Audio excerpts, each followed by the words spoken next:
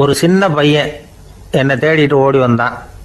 ஒரு கதை சொல்லுங்கன்னா, சொந்தமாக எதுவும் தெரியாதே என்ன, உங்களுக்கு சொந்தமாக எதுவும் தெரியாதுன்னு எனக்கும் தெரியும் அப்படின்னா. இந்த பையன் அடிக்கடி என்கிட்ட வந்து கதை கேட்குறவன், அதனால் என்னோட ரகசியம்லாம் அவனுக்கு அத்துப்படி. அதனால தான் அவ்வளவு தெளிவாக அடித்து விட்றான். சரி, இப்போ என்ன செய்யலாம்னு, பழைய கதை ஏதாவது ஒன்று சொல்லுங்களேன்னா. உனக்கு கிருஷ்ணதேவராயரை தெரியுமான்னு. அவர்கிட்ட நேரில் பழக்கம் இல்லை, ஆனால் அவரை பற்றி புஸ்தகத்தில் படிச்சிருக்கேன்னா. சரி, இவங்கிட்ட மேற்கொண்டு பேச்சு கொடுத்தா நம்மளை ஒரு மாதிரி ஆக்கி விடுவான் அப்படிங்கிறத யூகம் பண்ணிட்டு அவனை உட்கார வச்சு கடைசி வரைக்கும் குறுக்க பேசக்கூடாது அப்படின்னு ஒரு கண்டிஷனையும் போட்டுட்டு அந்த கதையை சொன்னேன். ஒரு சமயம் கிருஷ்ணதேவராயர் சமஸ்தானத்துக்கு ஒரு பெரிய வித்வான் வந்து சேர்ந்தாராம். என்னோட போட்டி போடுறதுக்கு இந்த ஊரில் யாராவது இருக்கீங்களா அப்படின்னு சவால் விட்டாராம். அந்த ஊரில் இருந்த பெரிய பெரிய வித்வான்லாம் இது ஏதுடா வம்பா போச்சுன்னு நினைக்க ஆரம்பிச்சிட்டாங்க. யாரும் அந்த ஆளோட போட்டி போடுறதுக்கு தயாராக இல்லை. எல்லாரும் நடுங்கிக்கிட்டு இருக்கிறாங்க. அந்த நேரத்தில் ஒருத்தன் மட்டும் தைரியமாக முன்னுக்கு வந்தான். அது யாருன்னா தெனாலிராமன். அந்த சமஸ்தானத்தில் விகட கவி அவன். என்ன அனுப்புங்க போட்டிக்கு, நான் ஜெயிச்சு காட்டுறேன்னா. உனக்கு அவ்வளவு தைரியம் இருக்குதா அப்படின்னு கேட்டாங்க. தைரியம் மட்டும்தான் என்கிட்ட இருக்குது, ஆனால் தைரியம் இருந்தால் அதிர்ஷ்டம் தேடிட்டு வருங்கிறது எனக்கு தெரியும் அப்படின்னா. அடுத்த நாள் போட்டி ஆரம்பமாச்சு. அந்த பெரிய வித்வான் வந்து நின்னார். தெனாலிராமன் எதிரில் வந்து நின்னான். அந்த வித்வான் ஒரு விரலை காட்டினார். தெனாலிராமன் பதிலுக்கு 2 விரலை காட்டினான். வித்வான் 3 விரலை காட்டினார். இவன் உடனே 4 விரலை காட்டினான். உடனே 5 விரலை காட்டினார் அவர். தெனாலிராமன் உடனே தன்னுடைய கை முஷ்டியை காட்டினான், கையை மூடி காட்டினான். அவ்வளோதான். அந்த பெரிய வித்வான் கிருஷ்ணதேவராயர் காலில் விழுந்தார். நான் தோத்துட்டேன், என் தோல்வியை ஒத்துக்கிறேன் அப்படின்னு சொல்லிவிட்டார். கிருஷ்ணதேவராயர் அவரை தனியாக அழைச்சிட்டு போய் என்ன நடந்ததுன்னு விசாரித்தார். அந்த வித்வான் விளக்கம் கொடுத்தார். ஆண்டவன் ஒருவன் தான் உண்டுங்கிறத விளக்கறதுக்காக நான் ஒரு விரலை காட்டினேன். அப்படி இல்லை, சக்தியை சேர்த்தா சக்தி சிவன் 2 பேர் உண்டுன்னு உங்கள் வித்வான் 2 விரலை காட்டினார். மூர்த்திகள் 3 பேருங்கிறதுக்காக நான் 3 விரலை காட்டினேன். வேதங்கள் 4ன்னு சொல்லி ஒரு 4 விரலை காட்டினார். பஞ்சபூதங்கள் 5ன்னு நான் 5 விரலை காட்டினேன். அதையெல்லாம் அடக்கி ஆளணும்னு சொல்லி அவர் கையை மூடி உறுதியாக காட்டினார். அடடா, உங்கள் வித்வானுக்கு எப்பேற்பட்ட அறிவு, அவர் தான் ஜெயிச்சார், நான் தோத்துட்டேன் அப்படின்னார் அவர். அப்படி சொல்லிவிட்டு அவர் போயிட்டார். அதுக்கப்புறம் தெனாலிராமனை கூப்பிட்டு என்னப்பா நடந்தது அப்படின்னு கேட்டாராம். அதுக்கு தெனாலிராமன் விளக்கம் கொடுத்துருக்குறான். அவன் முதல்ல என்னை கொன்னுடுவேன்னு அந்த வித்வான் ஒரு விரலை காட்டினான். உடனே ஒரு 2 கண்ணையும் தோண்டி போடுவேங்கிறதுக்காக நான் 2 விரலை காட்டினேன். உனக்கு நாமம் போட்டுருவேன்னு சொல்லி 3 விரலை காட்டினான். அதை அழிச்சிருவேன்னு 4 விரலை காட்டினேன். உன்னை அரைஞ்சிருவேன்னு அவன் 5 விரலை காட்டினான். நான் உங்களை குத்தி போடுவேன்னு சொல்லி கையை மூடி காட்டினேன் அப்படின்னா. இப்போ பாருங்க, ஜெயிச்சது யார்? தைரியம் மட்டும் இருந்துட்டா அதிர்ஷ்டம் தானாக தேடி வருங்கிறது எவ்வளவு உண்மையாக போச்சு. அதனால் நாம் எப்பவும் தைரியமாக இருக்கணும்னு சொல்லிவிட்டு என் எதிரில் கதை கேட்டுட்டு உட்காந்துருந்த சின்ன பையனை பார்த்தேன். அவன் என்னை நிமிர்ந்து பார்த்தான். அவன் தன்னோட கை கால் 2ஐயும் ஒரு மாதிரியாக என் முன்னால் தூக்கி 20 விரலை காட்டினான். எனக்கு ஒன்றும் புரியல. இதுக்கு என்னப்பா அர்த்தம்னு கேட்டேன். இதே கதையை இதுக்கு முன்னாடி என்கிட்ட 20 தடவை நீங்கள் சொல்லியிருக்கீங்கன்னு அர்த்தம் அப்படின்னா. ஒருத்தர் வேகமாக நடந்து போகிறார். கடத்தெருவில் ஒரு ஸ்வீட்டு கடையை பார்க்குறார். உடனே சடன் பிரேக் போட்டது மாதிரி நிற்கிறார். ஒரு ஸ்வீட் வாங்கி சாப்பிட்லாமேன்னு மனசு சொல்லுது. டாக்டர் வேணாம்னு சொல்லியிருக்கிறார், உடம்புக்கு ஒத்துக்காது, அதனால் அது வேணாம்னு சொல்லுது அறிவு. இவர் மனசு சொல்கிறத கேட்கல, அறிவு சொல்கிறபடி கேட்குறார். அதனால் மறுபடியும் வேகமாக அங்கேருந்து நடந்து போயிடுறார். அவர் நல்ல மனுஷன். மனுஷனுக்கு அறிவும் இருக்குது, உணர்ச்சியும் இருக்குது. எதுக்கு எடுத்தாலும் உணர்ச்சி வசப்பட்டுக்கிட்டு இருக்கக்கூடாது, அறிவு வசத்தில் நாம் இருக்கணும். அப்போ தான் நாம் நல்லபடியாக வாழ முடியும். இல்லைன்னா அவஸ்தை தான். மகாபாரதத்தில் சந்தனுன்னு சொல்லி ஒரு அரசன் வர்றான். அவன் ஒரு சமயம் அறிவு வசப்படாமல் உணர்ச்சி வசப்படுறான். அதாவது ஒரு நாள் கங்கை கரையில் ஒரு அழகான பொண்ணை பார்க்குறான். இவனுடைய மனசு அவகிட்ட போயிடுது. அவளை வந்து கல்யாணம் பண்ணிக்கிறதுக்கு ஆசைப்படுறான். அந்த பொண்ணு சரின்னு சம்மதிக்கிறா. ஆனால் ஒரு நிபந்தனை போடுறா. அந்த நிபந்தனைக்கு சம்மதம்னு சொன்னாதான் உன்னை கல்யாணம் பண்ணிக்குவேன்னு சொல்றா. சரி, அவ போட்ட நிபந்தனை என்ன தெரியுமா? இது மாதிரி, நான் உங்க மனசு புண்படுற மாதிரி எந்த காரியம் பண்ணாலும் நீங்க என்ன ஏன்னு கேட்கக்கூடாது, நான் செய்யற காரியத்தை தடுக்கவும் கூடாது. அப்படி நீங்க செஞ்சா அடுத்த கணமே நான் உங்களை பிரிஞ்சு போயிடுவேன். இதுதான் அந்த பொண்ணு போட்ட நிபந்தனை. சந்தன அரசன் இந்த நிபந்தனையை வந்து ஒத்துக்கலாமா? இதை அறிவுபூர்வமாக யோசிச்சிருந்தா இதுக்கு கட்டுப்பட்டுருக்க மாட்டான். இந்த நிபந்தனைக்கு நான் சம்மதிக்க மாட்டேன்னு தான் சொல்லியிருக்கணும்.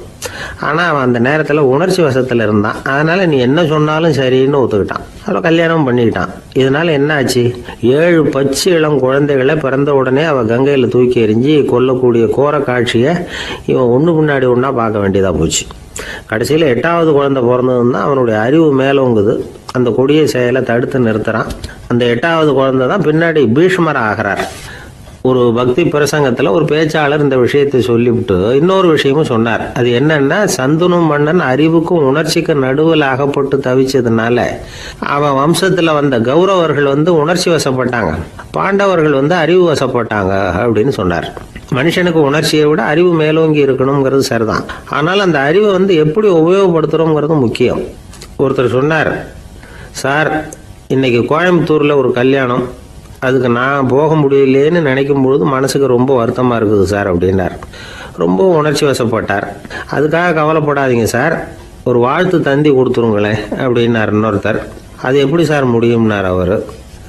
நான் தானே சார் கல்யாண மாப்பிள்ளை அப்படிங்கிறார் அந்த ஆள். ஒரு நண்பர் வந்தார். ரொம்பவும் இறுக்கமாக உடை அணிஞ்சிருந்தார். அதாவது ஆடைக்குள்ளே அவர் மாட்டிக்கிட்டு இருந்தது மாதிரி தெரிஞ்சது. ஏன் துணி குறைச்சலாக எடுத்துட்டிங்களா அப்படின்னு கேட்டோம். இல்லைங்க, எனக்கு எப்போவுமே இறுக்கமாக உடை அணிகிறது தான் பிடிக்கும் அப்படின்னார். ஒருத்தர் எப்படி உடை அணிகிறார் அப்படிங்கிறத வச்சு அந்த ஆள் எப்படிப்பட்டவர் அப்படிங்கிறத கண்டுபிடிச்சிடலாம். உடை அணிகிற விதம் ஒருத்தருடைய மனநிலையை வெளிப்படுத்துதான். இப்போ இறுக்கமான உடை அணிகிறவங்க பொதுவாக மன நிம்மதி இல்லாதவங்களாக இருப்பாங்களாம், கோபக்காரங்களாக இருப்பாங்களாம். ரொம்ப தொலைதொலைப்பாக ஆடை அணிகிறவங்க இருக்கிறாங்கல்ல, அவங்கெல்லாம் அமைதியான ஆளாக இருப்பாங்களாம், சாந்தமாக இருப்பாங்களாம். இவங்கெல்லாம் போராடுறதுக்கு சரியாக வரமாட்டாங்களாம். இப்படி ஒரு கணிப்பு இருக்குது. அதனால தான் போர் வீரர்களுக்கெல்லாம் இறுக்கமான உடையை தான் கொடுக்கறது வழக்கம். ஆனால் சன்னியாசிகளை பாருங்கள், அவங்களுக்கெல்லாம் ரொம்ப தொலை உடைகள் தான். அவங்கெல்லாம் டைட் பேண்ட் போட்டுக்கிட்டு நிற்க மாட்டாங்க சன்னியாசிகள்லாம். அதே மாதிரி சன்னியாசிகள்லாம் காவி உடைய தேர்ந்தெடுக்கிறதுக்கும் காரணம் உண்டு. பல ஆண்டுகள் சோதனை செஞ்சு பார்த்துட்டு தான் சன்னியாசத்துக்கு காவி தான் சரி அப்படின்னு முடிவு பண்ணியிருக்கிறாங்க. இப்போ பௌதீக விஞ்ஞானப்படியும் அதுதான் சரி. அதாவது சூரிய ஒளியில் 7 வண்ணங்கள் உண்டு. ஒரு பொருள் மேலே அது விழும்பொழுது அந்த பொருள் நமக்கு சிவப்பாக தெரிஞ்சதுன்னா அந்த பொருள் சிவப்பை தவிர மற்ற எல்லா நிற கதிர்களையும் உள்வாங்கிக்கிட்டு சிவப்பு நிறத்தை மட்டும் வெளியில் விடுது. அதாவது விலக்கி விடுது. அதனால தான் அந்த பொருள் சிவப்பாக தெரியுது. உடல் ஆரோக்கியத்துக்கு ஓரளவு சிவப்பு தேவைப்படுது. அதனால தான் காவி உடை அணிஞ்சால் சூரிய ஒளி ஓரளவு சிவப்பை விலக்கிவிடும். அதாவது சிவப்பின் பலனும் கிடைக்கும், இந்த சிவப்பின் கெடுதலும் இல்லை அப்படின்னு யோசனை பண்ணாங்க. காவி உதய வேளையின் நிறம். கீழ் வானத்தில் கதிர் உதிக்கிற வேளையில் முதல் ஒளி தோன்றுகிற நேரத்தில் காவி நிறம் தான் கசியும். தியானம் செய்கிறப்போ முதல்ல காணக்கூடிய ஒளி காவி நிறம்தான். தியானத்தின் உச்ச நிலையின் நிறம் நீலம். தியானம் காவி நிறத்தில் ஆரம்பமாகி நீல நிறத்தில் நிறைவடைகிறது அப்படிங்கிறார் ஓஷோ. நீலம் தியான சிகரம், காவி தியான ஆரம்ப குறியீடு, ஒரு சன்னியாசியின் ஆரம்ப தரிசனம் அப்படிங்கிறார் அவர்.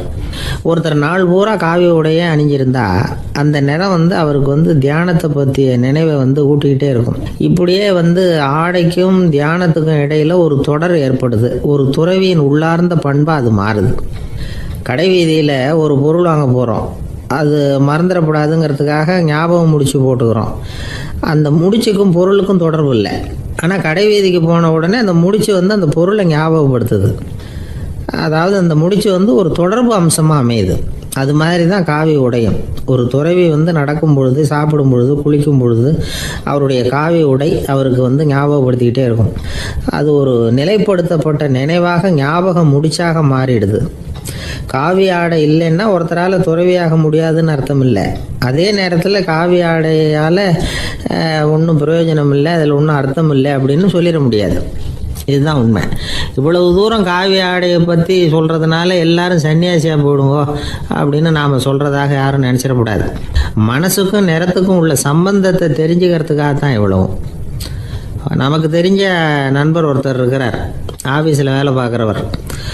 ஒவ்வொரு மாதமும் 20ஆம் தேதிக்கு பிறகு அவரை போய் பார்த்தீங்கன்னா காவி உடை அணிஞ்சிக்கிட்டு, கண்ணை மூடிக்கிட்டு, கை ரெண்டையும் விரித்து வச்சுக்கிட்டு தியானத்திலேயே உட்காந்துருப்பார்.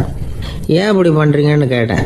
அதாவது 20ஆம் தேதிக்கு பிறகு என் கையில் ஒரு பைசா கூட கிடையாது, ஒரு சன்னியாசி லெவலில் இருக்கிறேன், என்கிட்ட எதுவும் செலவுக்கு கேட்காத அப்படின்னு என் மனைவிக்கு நான் சூக்காக உணர்த்துறதுக்காக அப்படி உட்காந்துருப்பேன் அப்படின்னு விளக்கம் கொடுக்குறார் அவர். ஒரு சராசரி மனிதனுடைய இயல்பு என்ன? இன்பம் வந்தால் துள்ளி குதிப்பான், துன்பம் வந்தால் சோர்ந்து போய் ஒரு மூலையில் உட்காந்துருவான். இவன் தான் சராசரி மனிதன். ஆனால் ஒருத்தன் இன்பம் வந்தால் அதுக்காக மகிழ்ச்சி அடையிறதில்ல, துன்பம் வந்தால் அதுக்காக சோர்ந்து போகிறதில்ல அப்படின்னு வச்சுக்கோங்க. அப்படி இருந்தால் அவன் சாதாரண ஆள் கிடையாது. ஒரு ஊரில் ஒரு ஞானி இருந்தார். அவரை தேடிட்டு ஒரு பெரியவர் வந்தார். ஐயா, ஞானத்தில் சிறந்த ஞானம் எது அப்படின்னு கேட்டாராம். இதுக்கு அந்த ஞானி என்ன பதில் சொன்னார் தெரியுமா? இன்பத்தினால மகிழ்ச்சி அடையாமலும் துன்பத்தினால சோர்வு அடையாமலும் இருக்கிறது தான் அந்த ஞானம், பெரிய ஞானம் அப்படின்னாராம். சரி சுவாமி, அப்படிப்பட்ட ஞானம் உங்களுக்கு எப்படி வந்ததுன்னு கேட்டிருக்காரு இவர். அதை நான் ஒரு கழுதைகிட்ட இருந்து கற்றுக்கிட்டேன் அப்படின்னாராம் அவர். இவருக்கு ஒன்றும் புரியல, ஒரு மாதிரியாக முழிச்சிருக்கிறார்.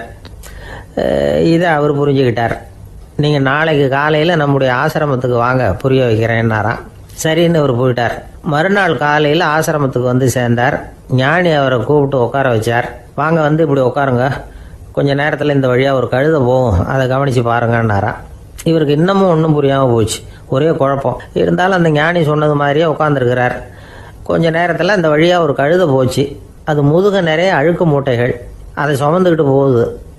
ஒரு சலவை தொழிலாளி அதை ஓட்டிகிட்டு போகிறார்.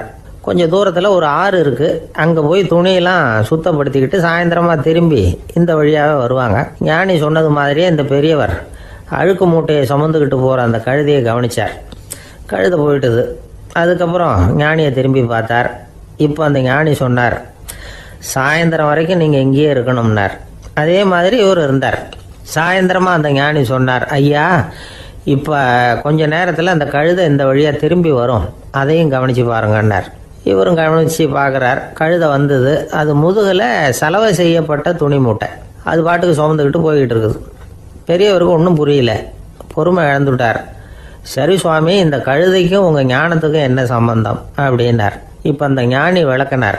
ஐயா, இந்த கழுதை இதே மாதிரி தினமும் காலையில் அழுக்கு மூட்டைகளை சுமந்துக்கிட்டு ஆற்றுக்கு போகுது, மாலையில் வெண்மையான சுத்தமான துணிகளை சுமந்துக்கிட்டு திரும்பி ஊருக்கு போகுது.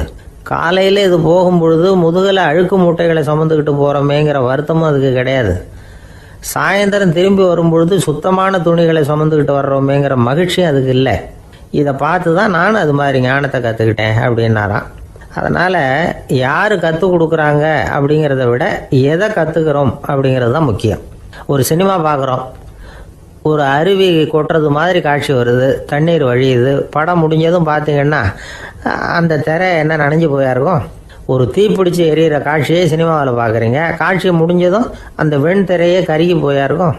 படத்தில் வர்ற தண்ணீரும் நெருப்பும் அந்த திரையை பாதிக்கிறது இல்லை. நாம் அந்த திரை மாதிரி இருக்கிறதுக்கு கற்றுக்கணுமா. அந்த பக்குவம் வந்துவிட்டதுன்னா இன்பமும் துன்பமும் நம்ம எதுவும் செய்யாது. ஒரு சினிமாவை பார்க்குற வரைக்கும் சிரிக்கலாம், அழலாம். பார்த்துட்டு வெளியில் வரும்பொழுது அழுதுகிட்டே வரக்கூடாது. ஒருத்தர் வந்தார், அப்படி படம் முடிஞ்சு வெளியில் வரும்பொழுது அருவி மாதிரி கண்ணீர் சிந்திக்கிட்டே வரார். ஏன் சார், படம் அவ்வளவு சோகமா அப்படின்னு கேட்டார். இன்னொருத்தர், இல்லை சார், கூட்டம் ரொம்ப குறைச்சல் சார், மொத்தம் படம் பார்க்க வந்தவங்களே 15 பேர் தான் சார் அப்படின்னார் கண்ணீரை தொடச்சிக்கிட்டே. அதுக்கு நீங்கள் ஏன் சார் அழறீங்கன்னு கேட்டார் அவர். இந்த படத்தோட தயாரிப்பாளரே நான் தான் சார் அப்படின்னாரா இவர். ஒரு நீதிமன்றம், அங்கே ஒரு கொலை வழக்கு சம்பந்தமாக விசாரணை நடந்துக்கிட்டு இருக்குது. அந்த வழக்கறிஞர் ரொம்ப தீவிரமாக வாதாடிக்கிட்டு இருக்கிறார். தன்னுடைய கட்சிக்காரர் நிரபராதிங்கிறது அவருக்கு நல்லா தெரியும்.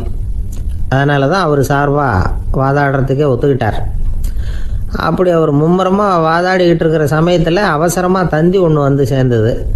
அதை வாங்கி படித்து பார்த்தார். அதுக்கப்புறம் அதை மடித்து தன்னுடைய கோட்டு பையில் வச்சுக்கிட்டு தொடர்ந்து வாதாட ஆரம்பிச்சிட்டார். பேசி முடித்தார். அதுக்கப்புறம் அங்கே கோர்ட்டில் இருந்த சக வக்கீல்கள் அவர்கிட்ட வந்தாங்க. தந்தி ஒன்று வந்ததே, என்ன விஷயம் அப்படின்னு விசாரிச்சாங்களாம். அப்போ அவர் சொல்லியிருக்கிறார், ஊரில் சிகிச்சைக்காக போயிருந்த என்னுடைய மனைவி இறந்து போனதாக தந்தி வந்திருக்குது அப்படின்னாராம். மற்ற வக்கீல்களுக்கு அதிர்ச்சி. என்னங்க இது, மனைவி இறந்ததை விட கேஸு முக்கியமாக உங்களுக்கு அப்படின்னு கேட்டிருக்கிறாங்க. இறந்து போன என் மனைவி மறுபடியும் திரும்பி வர போகிறதில்ல, ஆனால் என்னுடைய கட்சிக்காரர் ஒரு கொலை வழக்கில் மாட்டிக்கிட்டார், அவரும் நிரபராதி, அவர் உசுரை நான் காப்பாற்ற வேணாமா, இதுதான் என்னுடைய கடமை அப்படின்னாராம். இப்படி இவர் சொன்னதும் எல்லாரும் அப்படியே திகைச்சு போய் நின்றுட்டாங்களாம். சரி, கடமைக்கு முக்கியத்துவம் கொடுத்த அந்த வழக்கறிஞர் யார் தெரியுமா? அவர் தான் இரும்பு மனிதர் சர்தார் வல்லபாய் பட்டேல். குஜராத் மாநிலத்தில் 1875 அக்டோபர் 31 அன்றைக்கு ஜாவேரி பாய் அப்படிங்கிறவருக்கு 4வது பிள்ளையா அவர் பிறந்தாராம். இந்த ஜாவேரி பாய் யார் தெரியுமா? ஜான்சி ராணி லட்சுமி பாய் போர் படையில் ஒரு வீரராக பணிபுரிஞ்சவர். இளம் வயசில் வல்லபாய் படையில் ரொம்ப சிரமப்பட்டு படிச்சிருக்கார். விடாமுயற்சி வெற்றியை கொடுத்தது. கல்லூரியிலையும் காலடி வச்சார். அதுக்கப்புறம் வக்கீல் பட்டத்தையும் வாங்கினார்.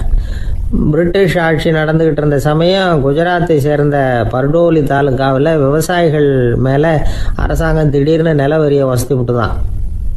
ஏழை விவசாயிகள் ரொம்ப கஷ்டப்பட்டுருக்காங்க. அரசாங்கம் வரி செலுத்தாத விவசாயிகளின் நிலங்களையெல்லாம் ஜப்தி செஞ்சுதான். அரசாங்கத்தை எதிர்க்கிறவங்களையெல்லாம் கைது பண்ணி சிறையில் அடைச்சிட்டாங்களாம். சில பேர் வீடு வாசல் ஆடு மாட்டையெல்லாம் விற்று கூட வரி கட்ட வேண்டிய நிலைமைக்கு ஆளாயிட்டாங்க.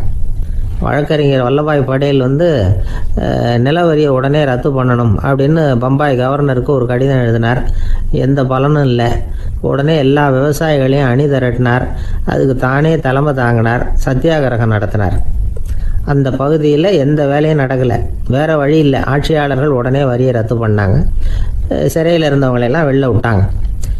1928 ஆகஸ்ட் 6 சர்க்காருக்கும் விவசாயிகளுக்கும் இடையில் ஒரு உடன்பாடு ஏற்பட்டது. அதுக்கப்புறம் தான் நிலைமை சரியாக போச்சான். வல்லபாய் படேலின் பொது சேவையை பாராட்டின பொதுமக்கள் அவருக்கு சர்தார் அப்படிங்கிற பட்டத்தை கொடுத்தாங்களாம். சர்தார்னா தலைவர் அல்லது தளபதின்னு அர்த்தம். இரும்பு மனிதர்னு இவருக்கு பேர். இருந்தாலும் நகைச்சுவை உணர்வும் இவருக்கு நிறைய உண்டு. ஒரு தடவை ஒரு பத்திரிகை நிருபர் வந்திருக்கார். சர்தார் பட்டேல்கிட்ட அவருக்கு பிடிச்ச பண்பாடு கலாச்சாரம் எது அப்படின்னு கேட்கணும்னு ஆசை. அதனால் அவரை பார்த்து கேட்டாராம், ஏங்க உங்களுக்கு பிடிச்ச கல்ச்சர் எது அப்படின்னு கேட்டிருக்கார். இதுக்கு சர்தார் பட்டேல் சொன்ன பதில் என்ன தெரியுமா? எனக்கு பிடிச்ச கல்ச்சர் அக்ரிகல்ச்சர் அப்படின்னாராம். ஒரு நண்பர் சினிமா படம் தயாரிக்கிறவர், அவர்கிட்ட ஒரு நாள் பேசிக்கிட்டு இருந்தேன். அது எப்படி சார், நீங்கள் எடுக்கிற எந்த படமும் கையை கடிக்காத அளவுக்கு எடுத்துடுறீங்களே, அது எப்படின்னு கேட்டேன். அது ஒன்றும் பெரிய விஷயம் இல்லை சார். பெண்களுக்குன்னு சில உருக்கமான காட்சிகள், இளைஞர்களுக்குன்னு சில நடனங்கள், அடிதடி காட்சிகள், அப்புறம் வயசானவங்களுக்குன்னு சில ஆன்மீக காட்சிகள், சின்ன பிள்ளைங்களுக்கு சிரிப்பு, இப்படி எல்லாமும் சேர்த்து நான் படம் எடுக்கிறேன். மசாலா படம்னு பேர். இது ரொம்ப பெருசாக இல்லைன்னாலும் ஓரளவுக்கு சுமாராக ஓடிடும், கையை கடிக்காது அப்படின்னார். இது ஒரு உத்தி. சில பத்திரிகை ஆசிரியர்களும் இந்த உத்தியை கையாளுறது உண்டு. இந்த உத்திக்கு பார்னம் உத்தி அப்படின்னு பேர். பார்னம் எஃபெக்ட் அப்படின்னு சொல்லுவாங்க. அதாவது ஃபீனியஸ் டி பார்னம் அப்படின்னு ஒருத்தர் அமெரிக்காவில் இருந்தாராம். அதாவது 19ஆம் நூற்றாண்டில் அமெரிக்காவில் கொடிகட்டி பறந்த ஒரு சர்க்கஸ் நிறுவனத்தின் அதிபர் அவர். இந்த உலகத்தில் ஒவ்வொரு நிமிஷமும் ஒரு ஏமாளி பறந்துக்கிட்டே இருக்கிறான் அப்படிங்கிறது அவருடைய சித்தாந்தம். ஒவ்வொருத்தரையும் திருப்திப்படுத்துகிற அளவுக்கு அம்சங்களை கொஞ்சம் கொஞ்சமாக கலந்து கேளிக்கை நிகழ்ச்சிகளை நடத்தினது தான் அவருடைய மகத்தான வெற்றிக்கு காரணம். அதனால் அந்த உத்தியை யார் கடைப்பிடிச்சாலும் சரி, அதுக்கு பார்னம் உத்தி அப்படின்னு பேர் வந்துட்டுது. ஜோசியம் சொல்கிறவங்களுக்கும் இந்த உத்தி தான் கை கொடுக்குது. ஒரு விஷயத்தை ஒருத்தருடைய கோள் நிலைகள் அல்லது கையெழுத்து நிரூபிக்கிறதாக அவர்கிட்ட சொன்னால் அதை அவர் நம்பிவிடுவார். ஆனால் அந்த விஷயம் நல்லதாக இருக்கணும், நேர்மையானதாக இருக்கணும், அதாவது பாசிட்டிவாக இருக்கணும். 8ஆம் இடத்துல குரு, 9ஆம் இடத்துல சனி, நீங்கள் ஒரு பெரிய மேதை தான் அப்படின்னு சொல்லுவாங்க. கேட்குறவங்களுக்கு அதை மறுக்கிறதுக்கு மனசு வராது. அப்படி சொல்லும் பொழுது கூடவே என்ன கொஞ்சம் முன்கோபம் அதிகமாக இருக்கும், இருந்தாலும் அது உடனே மறைஞ்சிரும் அப்படின்னு சில அற்ப விஷயங்களையும் சொன்னாலும் அதையும் சரிதான்னு சொல்லி ஒத்துக்குவாங்க. ஆளுமையை எடை போடுகிற ஒரு நிறுவப்பட்ட உத்தியின் மூலமாக தன்னுடைய குணாதிசயங்கள் கண்டுபிடிக்கப்பட்டதாக அவர் நம்புறது தான் இதுக்கு காரணம். இந்த மாதம் பணத்தட்டுப்பாடு கொஞ்சம் இருக்கும், உடம்புல ஏதாவது கொஞ்சம் அசௌகரியம் இருக்கும், வீட்டுக்குள்ளே லேசாக மனஸ்தாபம் வரலாம். இது மாதிரி பொதுப்படையாக சிலதை சொன்னாலே போதும், மக்களை நம்ப வச்சுடலாம். இதெல்லாம் நமக்கு மட்டும்தான் ஏற்படுது அப்படின்னு சொல்லி அவங்க நினைக்கிறது தான் காரணம். இதுதான் பார்னம் உத்திங்கிறது. மனிதர்கள் பாராட்டுகளை விரும்புகிறதும் விமர்சனங்களை வெறுக்கிறதும் பார்னம் உத்தியின் அடுத்த கூறு. அதனால் ஒருத்தருக்கு ஜோசியம் சொன்னாலும் சரி, அவருடைய ஆளுமையை மதிப்பிடுறதாக இருந்தாலும் சரி, அவரை புகழற மாதிரி இருந்தாலும் சரி, அப்படி இருந்தால் தான் அது சரியாக இருக்கும். சாதகமான விஷயங்களை அதிகமாகவும் பாதகமான விஷயங்களை நாசூக்காகவும் சொன்னால் மக்கள் அதை நம்பிடுவாங்க. ஒருத்தரை கருமின்னு சொன்னால் ஏற்றுக்க மாட்டார், அதையே கொஞ்சம் மாற்றி நீங்கள் கொஞ்சம் சிக்கனமான ஆசாமி அப்படின்னு சொன்னால் நீங்கள் சொல்கிறது சரிதான் சார் அப்படிம்பார். நீங்கள் பெரிய செலவாளி தான், இருந்தாலும் நல்ல விஷயங்களுக்கு தான் செலவழிப்பீங்க அப்படின்னு சொல்லணும். இப்படி இந்த வாரணம் உத்தியை கடைபிடிச்சி இன்னைக்கு வெற்றிகரமாக காலம் தள்ளுறவங்க நிறைய பேர் இருக்கிறாங்க. இந்த உலகத்தில் ஒவ்வொரு நிமிஷமும் ஒரு ஏமாளி பறந்துக்கிட்டே இருக்கிறான் அப்படிங்கிறது தான் ஃபீனியஸ் பார்னம் அவர்களுடைய நம்பிக்கை. அதை விட அடுத்தவங்களை ஏமாளியாக நினைக்கிற மனுஷர்கள் தான் இன்னைக்கு உலகத்தில் ரொம்ப அதிகம். ஒருத்தர் தன்னுடைய மேல் அதிகாரிகிட்ட போய், ஐயா ஒரு நாள் லீவு வேணும், என் தங்கச்சிக்கு கல்யாணம் அப்படின்னார். அவர் பார்த்தார், ஒரு 10 நிமிஷம் வெளியில் இருங்கன்னார். 10 நிமிஷம் கழித்து கூப்பிட்டார், இதை பாருங்க, நீங்கள் சொல்கிறது பொய். இப்போ உங்கள் தங்கச்சிக்கு ஃபோன் பண்ணேன், அவங்க தனக்கு 2 வருஷத்துக்கு முன்னாடியே கல்யாணம் ஆகிட்டதாக சொல்கிறாங்க அப்படின்னார். உடனே இவர் சொன்னார், சார் இப்போ நீங்கள் சொல்கிறதும் பொய்யா தான் இருக்கணும், ஏன்னா நிஜமாக எனக்கு ஒரு தங்கச்சியே கிடையாது அப்படின்னார். சில பேர் ஆளை பார்த்தா 60 வயசு மாதிரி தோணும், உண்மையான வயசு என்னன்னு பார்த்தா 40 அல்லது 45 சில பேரை பார்க்கறதுக்கு 45 மாதிரி தெரியும், உண்மையிலேயே 65 தாண்டி இருப்பாங்க. ஒரு மனிதனுக்கு 2 வகையான வயது உண்டுங்கிறார் ஓஷோ. அதாவது உடம்புக்குன்னு ஒரு வயசு, மனசுக்குன்னு ஒரு வயசு. முதல் உலக மகாயுத்தம் நடந்தது இல்லையா, அது முடிஞ்சதுக்கு அப்புறம் முதல் தடவையா மனிதனின் மூளை வளர்ச்சியை பற்றி மனநல வைத்தியர்கள் ஒரு கணக்கெடுப்பு சோதனை நடத்தினாங்களாம். அது வரைக்கும் மனிதனுக்கு 2 வகையான வயது உண்டுன்னு யாரும் சிந்திச்சதே இல்லையா. அந்த உலக மகாயுத்தம் முடிஞ்சதுக்கு அப்புறம் மனிதனுடைய சராசரி மனதின் வயதை கணக்கிட்டு பார்க்கும் பொழுது அவங்களுக்குலாம் ரொம்ப அதிர்ச்சியாக இருந்துதான். ஏன்னா அது ரொம்ப பின்தங்கிய நிலையில் இருந்திருக்கு, வளர்ச்சி அடையாத நிலையில் இருந்திருக்கு. அவங்க கண்டுபிடிச்ச பிரகாரம் அப்போ மனசோட சராசரி வயசு என்ன தெரியுமா, 14. அப்படின்னா பார்த்துங்க, உடல் ரீதியாக ஒருத்தரோட வயசு 70 கூட இருக்கலாம், ஆனால் மனசோட வயசு 14 தான். இதுக்கு நேர்மாறாக அமைஞ்சு போச்சுன்னு வச்சுங்க, அதாவது ஒருத்தருக்கு உண்மையிலேயே 14 வயசு, அதாவது உடலோட வயசு 14, அவரோட மனசின் வயசு 70ன்னு வச்சுக்கோங்க.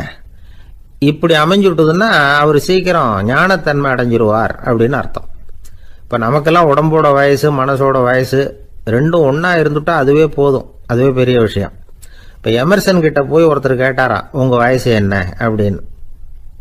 அவர் உடனே பதில் சொல்லியிருக்கார், 360 வருஷம் அப்படின்னாராம். கேட்டவர் குழம்பி போயிட்டார். அவர் என்ன சொல்கிறாரு, 360 வயசா, என்ன நம்ம காதில் தான் சரியாக விழலையா? எமர்சன் எப்பவும் உண்மையை பேசுகிற ஒரு சிறந்த அறிவாளி, அவர் இப்படிலாம் பொய் சொல்ல மாட்டாரே அப்படின்னு ஒரு யோசனை பண்ணிக்கிட்டே இவர் மறுபடியும் அவர் கிட்ட போனாராம். ஐயா நீங்கள் சொன்னது சரியாக என் காதில் விழலை, அதனால் மறுபடியும் கேட்குறேன், உங்கள் வயசு என்ன அப்படின்னாராம். எமர்சன் மறுபடியும் சொல்லியிருக்கிறார், 360 வருஷம்னு. வந்தவருக்கு உண்மையிலேயே அதிர்ச்சியாக போட்டுது. அதுக்கப்புறம் மெதுவாக ஆரம்பித்தாராம், ஐயா நீங்கள் சொல்கிறத என்னால் ஏற்றுக்க முடியாது, எப்படி பார்த்தாலும் இப்போ உங்களுக்கு வயசு ஒரு 60க்கு மேலே இருக்காதுன்னு நினைக்கிறேன் அப்படின்னாராம். நீங்கள் சொல்கிறது சரிதான், அது என் உடம்போட வயசுன்னாராம் எமர்சன். அப்படின்னா ஏற்கனவே நீங்கள் சொன்னது அப்படின்னு கேட்டிருக்காரு, அது என் மனசோட வயசு அப்படின்னாராம். நம்மளை பொறுத்த வரைக்கும் அறிவு தூசு படிஞ்சிருக்கு, அது மாதிரியே அன்பும் மாசுபட்டிருக்கு. இது ரெண்டையும் சுத்தம் பண்ண வேண்டியிருக்குது, அப்போ தான் நாம் சரியான வயசில் வாழ முடியும். ஒரு ஆசாமி இருக்கிறார், அவருக்கு உடம்போட வயசு அதிகம், மனசோட வயசு ரொம்ப குறைச்சல், குழந்தை மாதிரி. அவர் ஒரு ஆஸ்பத்திரியில் படுத்திருக்கிறார். நர்சம்மா எல்லாருக்கும் மருந்து கொடுத்துட்டு போகிறாங்க. கொஞ்ச நேரம் கழித்து திரும்பி வந்தாங்க. அப்போ இவர் அந்த அம்மாவை கூப்பிட்டு சொல்கிறார், இதை பாருங்கள் சிஸ்டர், நீங்கள் எல்லாருக்கும் சின்ன சின்ன மாத்திரையாக கொடுத்துட்டு எனக்கு மட்டும் நீளமான மாத்திரையாக கொடுத்துட்டீங்க, முழுங்கிறதுக்கு ரொம்ப கஷ்டமாக போச்சு, இனிமேல் எனக்கும் சின்ன மாத்திரையாக கொடுங்க சிஸ்டர் அப்படின்னாராம். அந்த அம்மா உடனே அதிர்ச்சியாகி தலையில் அடிச்சுக்கிட்டாங்களாம். நான் கஷ்டப்பட்டு மாத்திரையை முழுங்கினத்துக்கு நீங்கள் ஏமா தலையில் தட்டிக்கிறீங்க அப்படின்னு கேட்டிருக்காரு இவர். இதுக்கு அவங்க சொல்லியிருக்கிறாங்க, நான் உங்களுக்கு கொடுத்துட்டு போனது மாத்திரை இல்லைங்க, அது தெர்மாமீட்டர் அப்படின்னாங்களாம். ஒருத்தர் ஓடி வந்தார், இன்னொருத்தரை பார்த்து, சார் உங்கள் சைக்கிளை ஒரு நாள் இரவல் கொடுங்களேன், பக்கத்து ஊருக்கு போயிட்டு வர வேண்டியிருக்கு அப்படின்னார். இவர் சைக்கிளை கொடுத்து பத்திரமா கொண்டுட்டு போங்கன்னார். சார் இதை பத்திரமா கொண்டு போகிறேன், கவலையே வேணாம், ஏன்னா இது உங்களோட சைக்கிள் அப்படின்னு நான் நினைக்கல, என்னோட சைக்கிளாக நினைக்கிறேன் அப்படின்னார். அதுக்கப்புறம் தான் இவருக்கு உண்மையாகவே பயம் வந்துட்டுது. ஏன்னா அவர் சொன்னது மாதிரி அதை தன்னோட சைக்கிளாவே நினைச்சு தள்ளிட்டு போட்டா என்ன பண்றது? எது எதை நம்முடையதா நினைக்கணுங்கிறதுக்கு ஒரு வரையறை இருக்கு. சில பேர் ஆபீஸையே வீடா நினைச்சு விடுறது உண்டு. அப்படிப்பட்டவங்க கூட வீட்டை ஆபீஸா நினைக்கிறது இல்லை. ஏன்னா வீட்டில் இவர் ஆபீஸரா நடந்துக்க முடியறதில்ல. இதெல்லாம் ஒரு பக்கம் இருக்கட்டும். இப்போ விஷயத்துக்கு வருவோம். பொறியியல் மேதை டாக்டர் விஸ்வேஸ்வரய்யா இருந்தார் இல்லையா, பாரத ரத்னா விருதெல்லாம் கொடுத்தாங்களே. ஆபீஸ் வேலை வேற, சொந்த வேலை வேற அப்படிங்கிறதுக்கு ஒரு உதாரணமா இருந்தவர் அவர். மைசூர் மகாராஜா கிட்ட திவானா இருந்தார். அவர் ஒரு நாள் அரசாங்க வேலை காரணமா வெளியூர் போயிருந்தார். ஹாசன்கிற ஊருக்கு பக்கத்துல ஒரு பயண மாளிகை, அங்க தங்கிவிட்டார். ராத்திரி அங்க தங்கி இருந்துட்டு விடிஞ்சதும் ஊருக்கு திரும்புறதாக திட்டம். ராத்திரி தூங்குறதுக்கு ரொம்ப நேரம் ஆயிட்டுது. ரொம்ப நேரம் வரைக்கும் அரசாங்க சம்பந்தப்பட்ட வேலைகளையே பார்த்துக்கிட்டு இருக்கிறார். அரசாங்க ஃபைல்கள் நிறைய இருந்தது. அதையெல்லாம் ஒவ்வொன்றா எடுத்தார், படித்து பார்த்தார், பரிசீலனை பண்ணார். அதில் எழுத வேண்டியதை எழுதினார், கையெழுத்து போட்டார். ஒரு வழியாக அந்த வேலையெல்லாம் முடிஞ்சுது. அதுக்கப்புறம் என்ன பண்ணார்னா, தன்னுடைய சூட்கேஸை திறந்தார். அதிலிருந்து 2 மெழுகுவத்தியை எடுத்து கொளுத்தி வச்சார். அந்த பயண மாளிகையில் அது வரைக்கும் எரிஞ்சுக்கிட்டு இருந்த மின்சார விளக்குகளை அணைச்சுட்டார். அதுக்கு பிறகு அந்த மெழுகுவத்தி வெளிச்சத்தில் சில புத்தகங்களை தொடர்ந்து படிக்க ஆரம்பிச்சிட்டார். அந்த பயண மாளிகையில் பணியாளராக இருந்தவர் இதை பார்த்துட்டு ஓடி வந்தார். மறுபடியும் மின் விளக்கு போடுறதுக்காக போனார். விஸ்வேஸ்வரய்யா அதை பார்த்துட்டு போட வேணாம்ட்டாராம். இது வரைக்கும் நான் அரசாங்க அலுவல்களை கவனிச்சுக்கிட்டு இருந்தேன், அதனால மின் விளக்குகள் அப்போ எரிஞ்சதில் தப்பு இல்லை. இப்போ நான் புத்தகம் படிச்சுக்கிட்டு இருக்கேன், இது என்னுடைய சொந்த வேலை. இங்கே இருக்கிற மின் விளக்கு அதுக்காக ஏன் எரியணும் அப்படின்னு கேட்டாராம். இப்போ இருக்கிற சில அரசு பணியாளர்கள்கிட்ட இந்த சம்பவத்தை பேச்சோட பேச்சா சொல்லி பார்த்தேன். அவங்களால இதை ஜீரணிக்கவே முடியல. நேர்மை தேவைதான் சார், அதுக்காக அவ்வளவு தூரத்துக்கு அது தேவையா அப்படிங்கிறாங்க. விஸ்வேஸ்வரய்யா அப்படி பண்ணினது தான் ஒரு நேர்மையாளர் அப்படின்னு இந்த உலகத்துக்கு நிரூபிக்கணுங்கிறதுக்காக இல்லை. தான் அப்படி நடந்து காட்டினா தன்னை சுற்றி இருக்கிறவங்களும் அதை கேள்விப்படுறவங்களும் முடிஞ்ச அளவுக்கு பொது வாழ்க்கையில் அரசு பணியில் நேர்மையை கடைபிடிக்க முயற்சி பண்ணலாமே அப்படிங்கிறதுக்காகத்தான். இப்போவும் சில பேர் இருக்கிறாங்க, இவங்க ஆஃபீஸ் வேற வீடு வேறன்னு நினைக்கிறது இல்லை, அவ்வளோ உரிமை. ஒருத்தர் அப்படிதான், அவருக்கு அவசரமாக 5000 ரூபா தேவைப்பட்டது. ஆஃபீஸு பணத்தை எடுத்துக்கிட்டார். அந்த நேரம் பார்த்து ஆடிட் வந்துட்டுது. ஆப்பிட்டுக்கிட்டார். விசாரணை நடக்குது. அவர் சொல்றார், சார் நான் நேரம் காலம் பார்க்காம ஆஃபீஸில் வேலை செய்வேன். ஏன்னா அதை என்னோட ஆஃபீஸாக நினைக்கிறேன். அவசரத்துக்கு அந்த பணத்தை எடுத்தேன், மறுபடியும் வச்சுடலாம்னு தான் இருந்தேன். அதுக்குள்ளே இப்படி ஆயிட்டுது. நீங்கள் என்ன நினைச்சாலும் சரி, நான் ஆஃபீஸ் வேற வீடு வேற அப்படின்னு நினைக்கிறது இல்லை, அது என்னோட சுபாவம் அப்படின்னார். விசாரணை பண்ணவர் தீர்ப்பு வழங்கினார். உங்கள் சுபாவத்துக்கு மதிப்பு கொடுத்து நானும் தீர்ப்பு வழங்குறேன். நீங்கள் கொஞ்ச நாள் ஜெயிலில் இருந்துட்டு வாங்க, அது உங்களுக்கு கஷ்டமாக இருக்காதுன்னு நினைக்கிறேன். ஏன்னா அங்கே போனாலும் நீங்கள் உங்கள் சுபாவப்படி வீடு வேற ஜெயில் வேறன்னு நினைக்க மாட்டீங்க அப்படின்னாராம். ஒரு நண்பர் யாருக்கோ ஃபோன் பண்ணிட்டு இருந்தார். அவர் பேசி முடிச்சதும் நான் அவரை பார்த்து, இப்போ ஃபோன் பண்ணீங்களே அந்த ஃபோன் நம்பர் என்ன அப்படின்னு கேட்டேன். அவர் தலையை சொரிஞ்சுக்கிட்டார், ஞாபகம் வரலன்னார். சரி சார் அதை விடுங்க, உங்கள் மனைவி பேர் என்ன அப்படின்னு கேட்டேன். மாலதின்னார். என்ன சார் இது வேடிக்கை, கொஞ்ச நேரத்துக்கு முன்னாடி பேசின ஃபோன் நம்பர் மறந்து போச்சு. எப்போவோ கல்யாணம் பண்ணிக்கிட்ட மனைவி பேர் மறக்கலை, அதை கரெக்டாக சொல்லிவிட்டீங்களே அப்படின்னு கேட்டேன். அவர் என்ன ஒரு மாதிரியாக பார்த்தார். அவர் அப்படி என்னை பார்த்ததில் ஒன்றும் தப்பு இல்லை, ஏன்னா நாம் எல்லாருமே அப்படித்தானே. ஒரு குறிப்பிட்ட காரியத்துக்காக தொலைபேசியில் ஒருத்தட்ட பேசுகிறோம், அதுக்கப்புறம் அந்த எண் நமக்கு அனாவசியம், அதனால் மறந்துடுறோம். இதுக்கு பேர் தான் தற்காலிக ஞாபகம். ஆனால் மனைவி பேரை மறந்துட முடியுமா? முடியாது. அது அவசியமான ஒன்று. அடிக்கடி அந்த பேரை உபயோகப்படுத்துகிறோம், அதனாலேயும் அது முக்கியங்கிறதுனாலேயும் அதை மறக்கிறது இல்லை. இதுக்கு பேர் நிரந்தர ஞாபகம். சரி, இந்த தற்காலிக ஞாபகம் நிரந்தர ஞாபகம் இது 2 ஞாபக அளவுகளையும் கட்டுப்படுத்துறது எது அப்படின்னா மூளைக்குள்ள நடக்கிற மின்சார நடவடிக்கைகள் தான். தற்காலிக ஞாபகம் ஒரு மின்னல் மாதிரி தோன்றி மறையுது. நிரந்தர ஞாபகம் ஒரு படிவம் போல மூளையில படிஞ்சுடுது. ஒரு சம்பவத்தின் பல பிரதிகள் மூளையில பல்வேறு பகுதிகளிலேயும் படியறதுனால ஒன்னு மறைஞ்சாலும் மறந்தாலும் இன்னொன்னு மறையறதில்ல. இப்படிப்பட்ட நிலைமையில தான் இந்த தொண்டையில இருக்கு, வாயில வரமாட்டேங்குது சார் அப்படிமா. ஒருத்தருக்கு எந்த துறையில ஆர்வமும் ஈடுபாடும் அதிகமோ அது சம்பந்தமான ஞாபக சக்தி அதிகமா இருக்கும். தொழிலை விரும்புகிற ஒரு டெலிபோன் ஆபரேட்டருக்கு எண்கள்லாம் நல்ல ஞாபகம் இருக்கும். அது மாதிரி கவிஞர்களுக்கு வார்த்தைகள் நல்ல ஞாபகத்தில் இருக்கும். இது ஒரு பக்கம் இருந்தாலும் ஒரு மூளை எண்களை விட எழுத்துக்களை விட படங்களை ரொம்ப சுலபமா ஞாபகத்தில் வச்சுக்குது. புரிஞ்சுக்கிற தன்மை, அனுபவம், புத்தி கூர்மை இது கூடி குறையிறத பொறுத்து ஞாபக சக்தியும் ஏறும் இறங்கும்.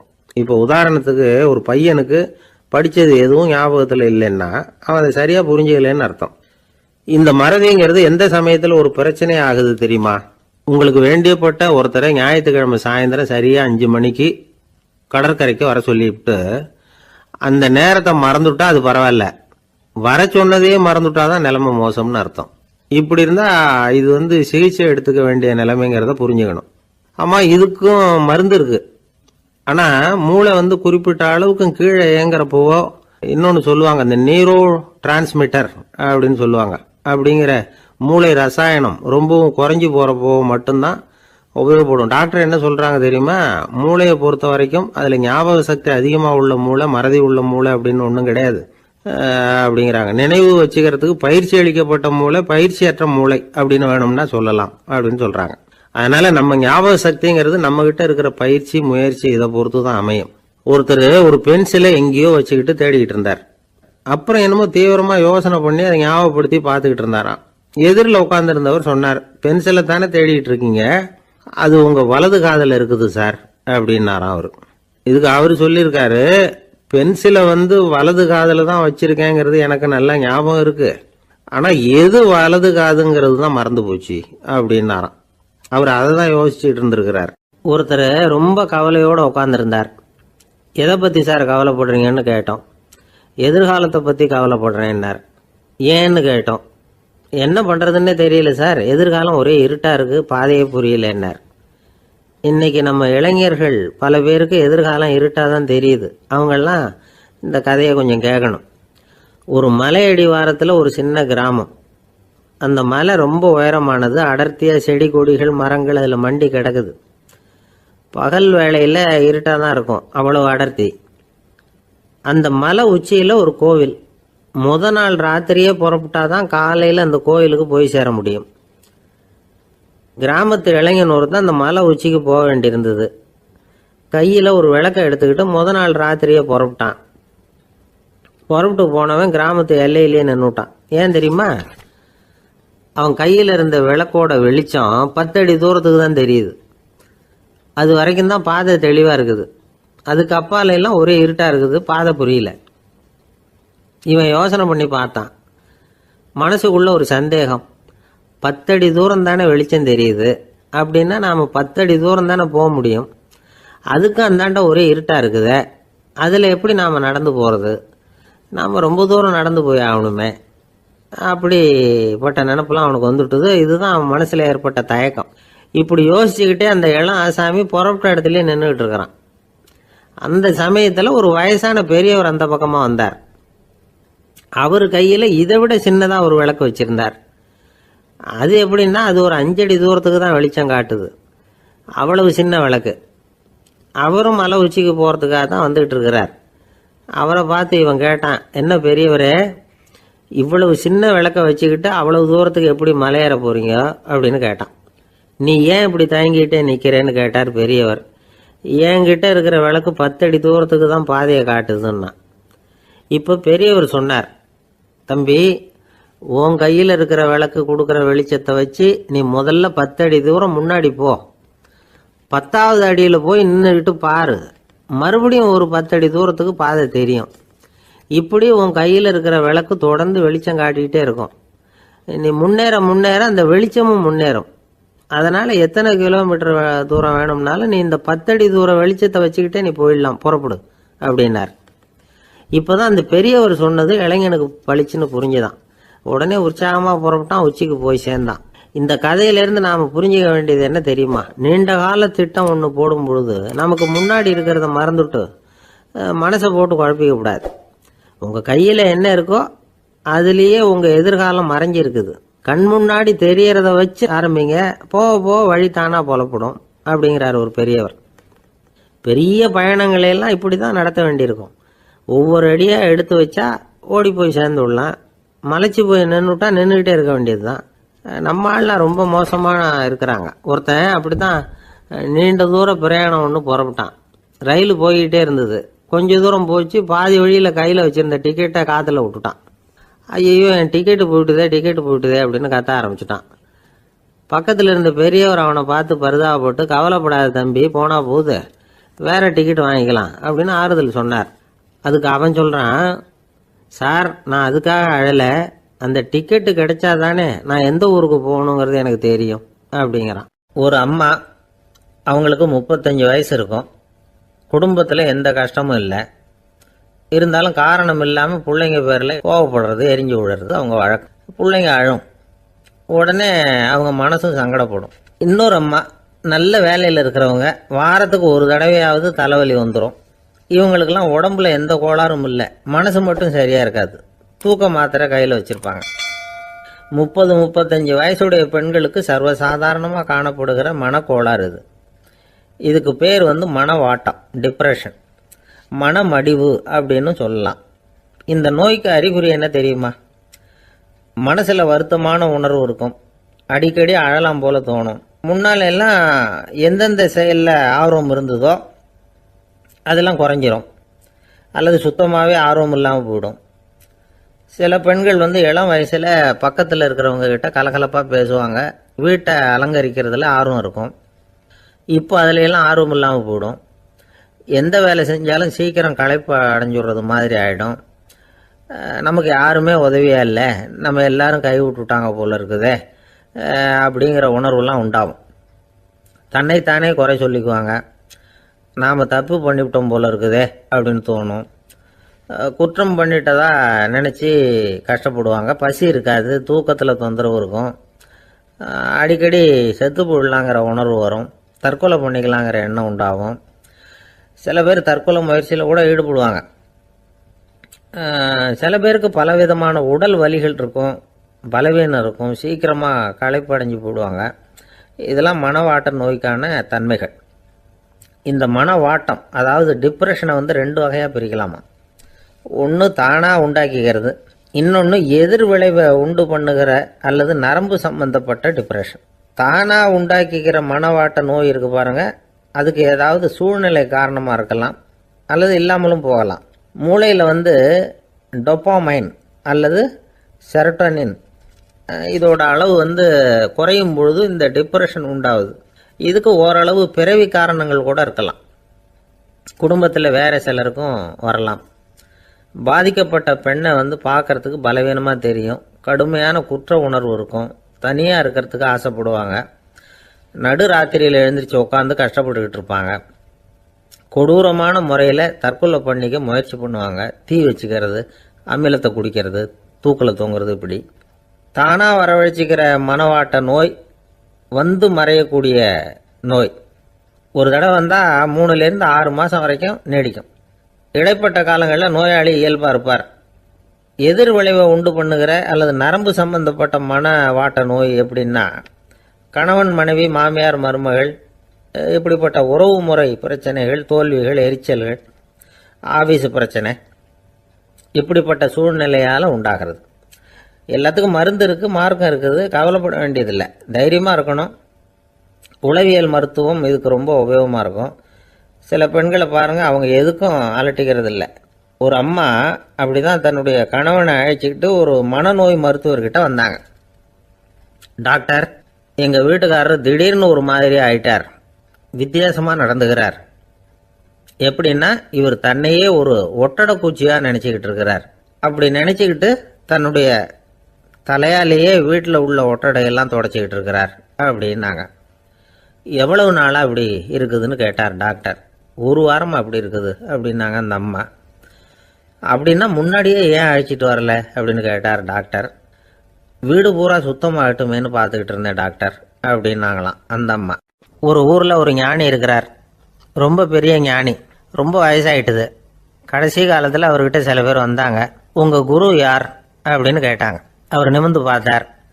எனக்கு ஆயிரக்கணக்கான குருமார்கள் உண்டு, அவங்க பேரெல்லாம் சொல்லணும்னா இந்த காலம் பத்தாது, ஆனால் முக்கியமான ஒரு 3 பேரை பற்றி மட்டும் உங்களுக்கு சொல்கிறேன் அப்படின்னாராம். அப்புறம் சொன்னார், அந்த 3 பேரில் ஒருத்தன் ஒரு திருடன். ஒரு சமயம் ஒரு பாலைவனம் வழியாக நான் போய்கிட்டு இருந்தேன். அப்போது வழி தவறி போய் ஒரு கிராமத்துக்கு போயிட்டேன். அது இருட்டு நேரம், நடு ராத்திரி, ஊரே உறங்கி போச்சு. அந்த நேரத்தில் ஒரு ஆள் மட்டும் ஒரு வீட்டு சுவத்தில் ஏதோ பண்ணி உள்ளே நுழையிறதுக்கு முயற்சி பண்ணிகிட்டு இருக்கிறான். அவங்கிட்ட போய் நான் இன்னைக்கு இங்கே எங்கே தங்க முடியும் அப்படின்னு கேட்டேன். அதுக்கு அவன், இந்த ராத்திரி வேளையில் அது ரொம்ப சிரமம், ஒரு திருடனோட உங்களால் தங்க முடியும்னா நீங்கள் என்னோட தங்கலாம் அப்படின்னா. நான் அவங்க கூட 1 மாதம் தங்கியிருந்தேன். ஒவ்வொரு நாள் ராத்திரியும் இப்போ நான் என்னுடைய வேலைக்கு போகிறேன், நீங்கள் ஓய்வு எடுத்துக்கோங்க அப்படின்னு சொல்லிவிட்டு போவான். அவன் திரும்பி வந்த உடனே உனக்கு ஏதாவது கிடைச்சிதான்னு நான் கேட்பேன். அதுக்கு அவன், இன்னைக்கு ராத்திரி ஒன்றும் இல்லை, நாளைக்கு மறுபடியும் முயற்சி பண்ணுவேன் அப்படின்பா. எப்பவும் அவன் நம்பிக்கை இழந்ததே கிடையாது, எப்பவும் சந்தோஷமாகவே இருப்பான். நானும் ரொம்ப காலமாக தியானம் பண்ணிக்கிட்டே இருந்தேன், ஒன்றுமே நடக்கலை. ஆனால் நான் என்ன பண்ணேன் தெரியுமா, மனசு வருத்தப்படும், நம்பிக்கை இழந்துருவேன். அப்போல்லாம் அந்த திருடனுடைய விடாமுயற்சி தான் ஞாபகத்துக்கு வரும். அதனால் அந்த திருடன் எனக்கு ஒரு குரு.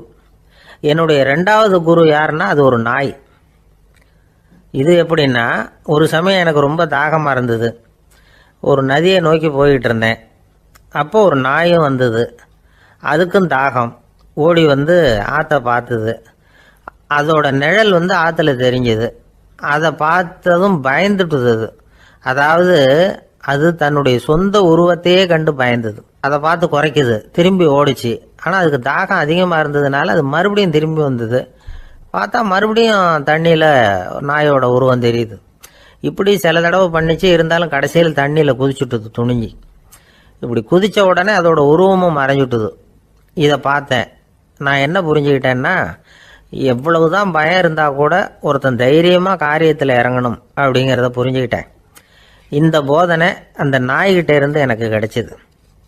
இது ஒன்று. அடுத்தது என்னுடைய 3வது குரு யாருன்னா அது ஒரு சின்ன குழந்தை. நான் ஒரு சமயம் ஒரு நகரத்துக்கு போனேன். அங்கே ஒரு குழந்தை எரிகிற மெழுகுவத்தி ஒன்று எடுத்துக்கிட்டு வந்தது. நான் அந்த குழந்தைய பார்த்து வேடிக்கையாக கேட்டேன், ஏன் பாப்பா இந்த மெழுகுவத்தியை நீயாவே கொளுத்துனியா அப்படின்னு கேட்டேன். ஆமான்னுது அந்த குழந்தை. சரி, இந்த மெழுகுவத்தி முன்னாடி எரியாமல் இருந்தது, இப்போ எரியுது, இந்த மெழுகுவத்திக்கு வெளிச்சம் எங்கேருந்து வந்தது, அதை எனக்கு காட்ட முடியுமா அப்படின்னு கேட்டேன் அந்த குழந்தைகிட்ட. இதுக்கு அந்த குழந்தை சிரிச்சுக்கிட்டு அந்த மெழுகுவத்தியை ஊதி அணைச்சுட்டுது. அதுக்கப்புறம் என்னை பார்த்து கேட்டுது, இப்போ இந்த மெழுகுவத்தியின் வெளிச்சம் போனதை பார்த்தீங்க இல்லையா, அது எங்கே போச்சுன்னு எனக்கு சொல்லுங்க அப்படின்னுது. அந்த குழந்தை இப்படி கேட்டதும் என்கிட்ட இருந்த ஆணவம் அழிஞ்சுட்டுது. நான் படித்ததெல்லாம் அந்த வினாடியில் சுக்கு நூறாக போயிட்டுது. என்னுடைய முட்டாள்தனத்தை நான் உணர்ந்தேன் அப்படின்னு இவ்வளவும் அந்த ஞானி விவரமாக சொன்னாராம். அதனால் நாம் இன்னார்கிட்ட இருந்து தான் இதை கற்றுக்கணுங்கிறது இல்லை, யாருக்கிட்ட இருந்தும் எதையும் கற்றுக்கலாம். நம்மால் ஒருத்தன் ஒரு நாய் வளர்த்துக்கிட்டு இருந்தான். அந்த நாய்க்கு வால் கிடையாது, யாரோ ஏற்கனவே வெட்டி எடுத்துட்டாங்க. இந்த நாய் தான் சார் எனக்கு குரு, அதுகிட்டே இருந்து கூட நான் பாடம் கற்றுக்கிட்டு இருக்கிறேன் அப்படின்னா. அப்படி என்ன கற்றுக்கிட்டேன் இந்த வால் இல்லாத நாய்கிட்டே இருந்து அப்படின்னு கேட்டோம். நாம் யாருக்கிட்டையும் வாலாட்டக்கூடாது அப்படிங்கிற பாடத்தை அதுகிட்டே இருந்து தான் நான் கற்றுக்கிட்டேன் அப்படின்னா. இந்த உலகத்தில் எவ்வளவோ உயிரினங்கள் இருக்குது, ஒவ்வொன்றும் ஒவ்வொரு விதமாக சண்டை போடுது. இப்போ 2 மாடு சண்டை போட்டுக்குதுன்னு வச்சுங்க, என்ன பண்ணும், 2 முட்டிக்கும். அதுக்கு சண்டை போடுறதுக்கு ஆயுதமாக உபயோகப்படுறது அதோட கொம்பு. 2 சேவல் சண்டை போட்டுக்குதுன்னு வச்சுங்க, அதுக்கு ஆயுதமாக உபயோகப்படுறது அதோட கால் நகம். காலால் தான் அது ஒன்றோட ஒன்று சண்டை போட்டுக்கும்.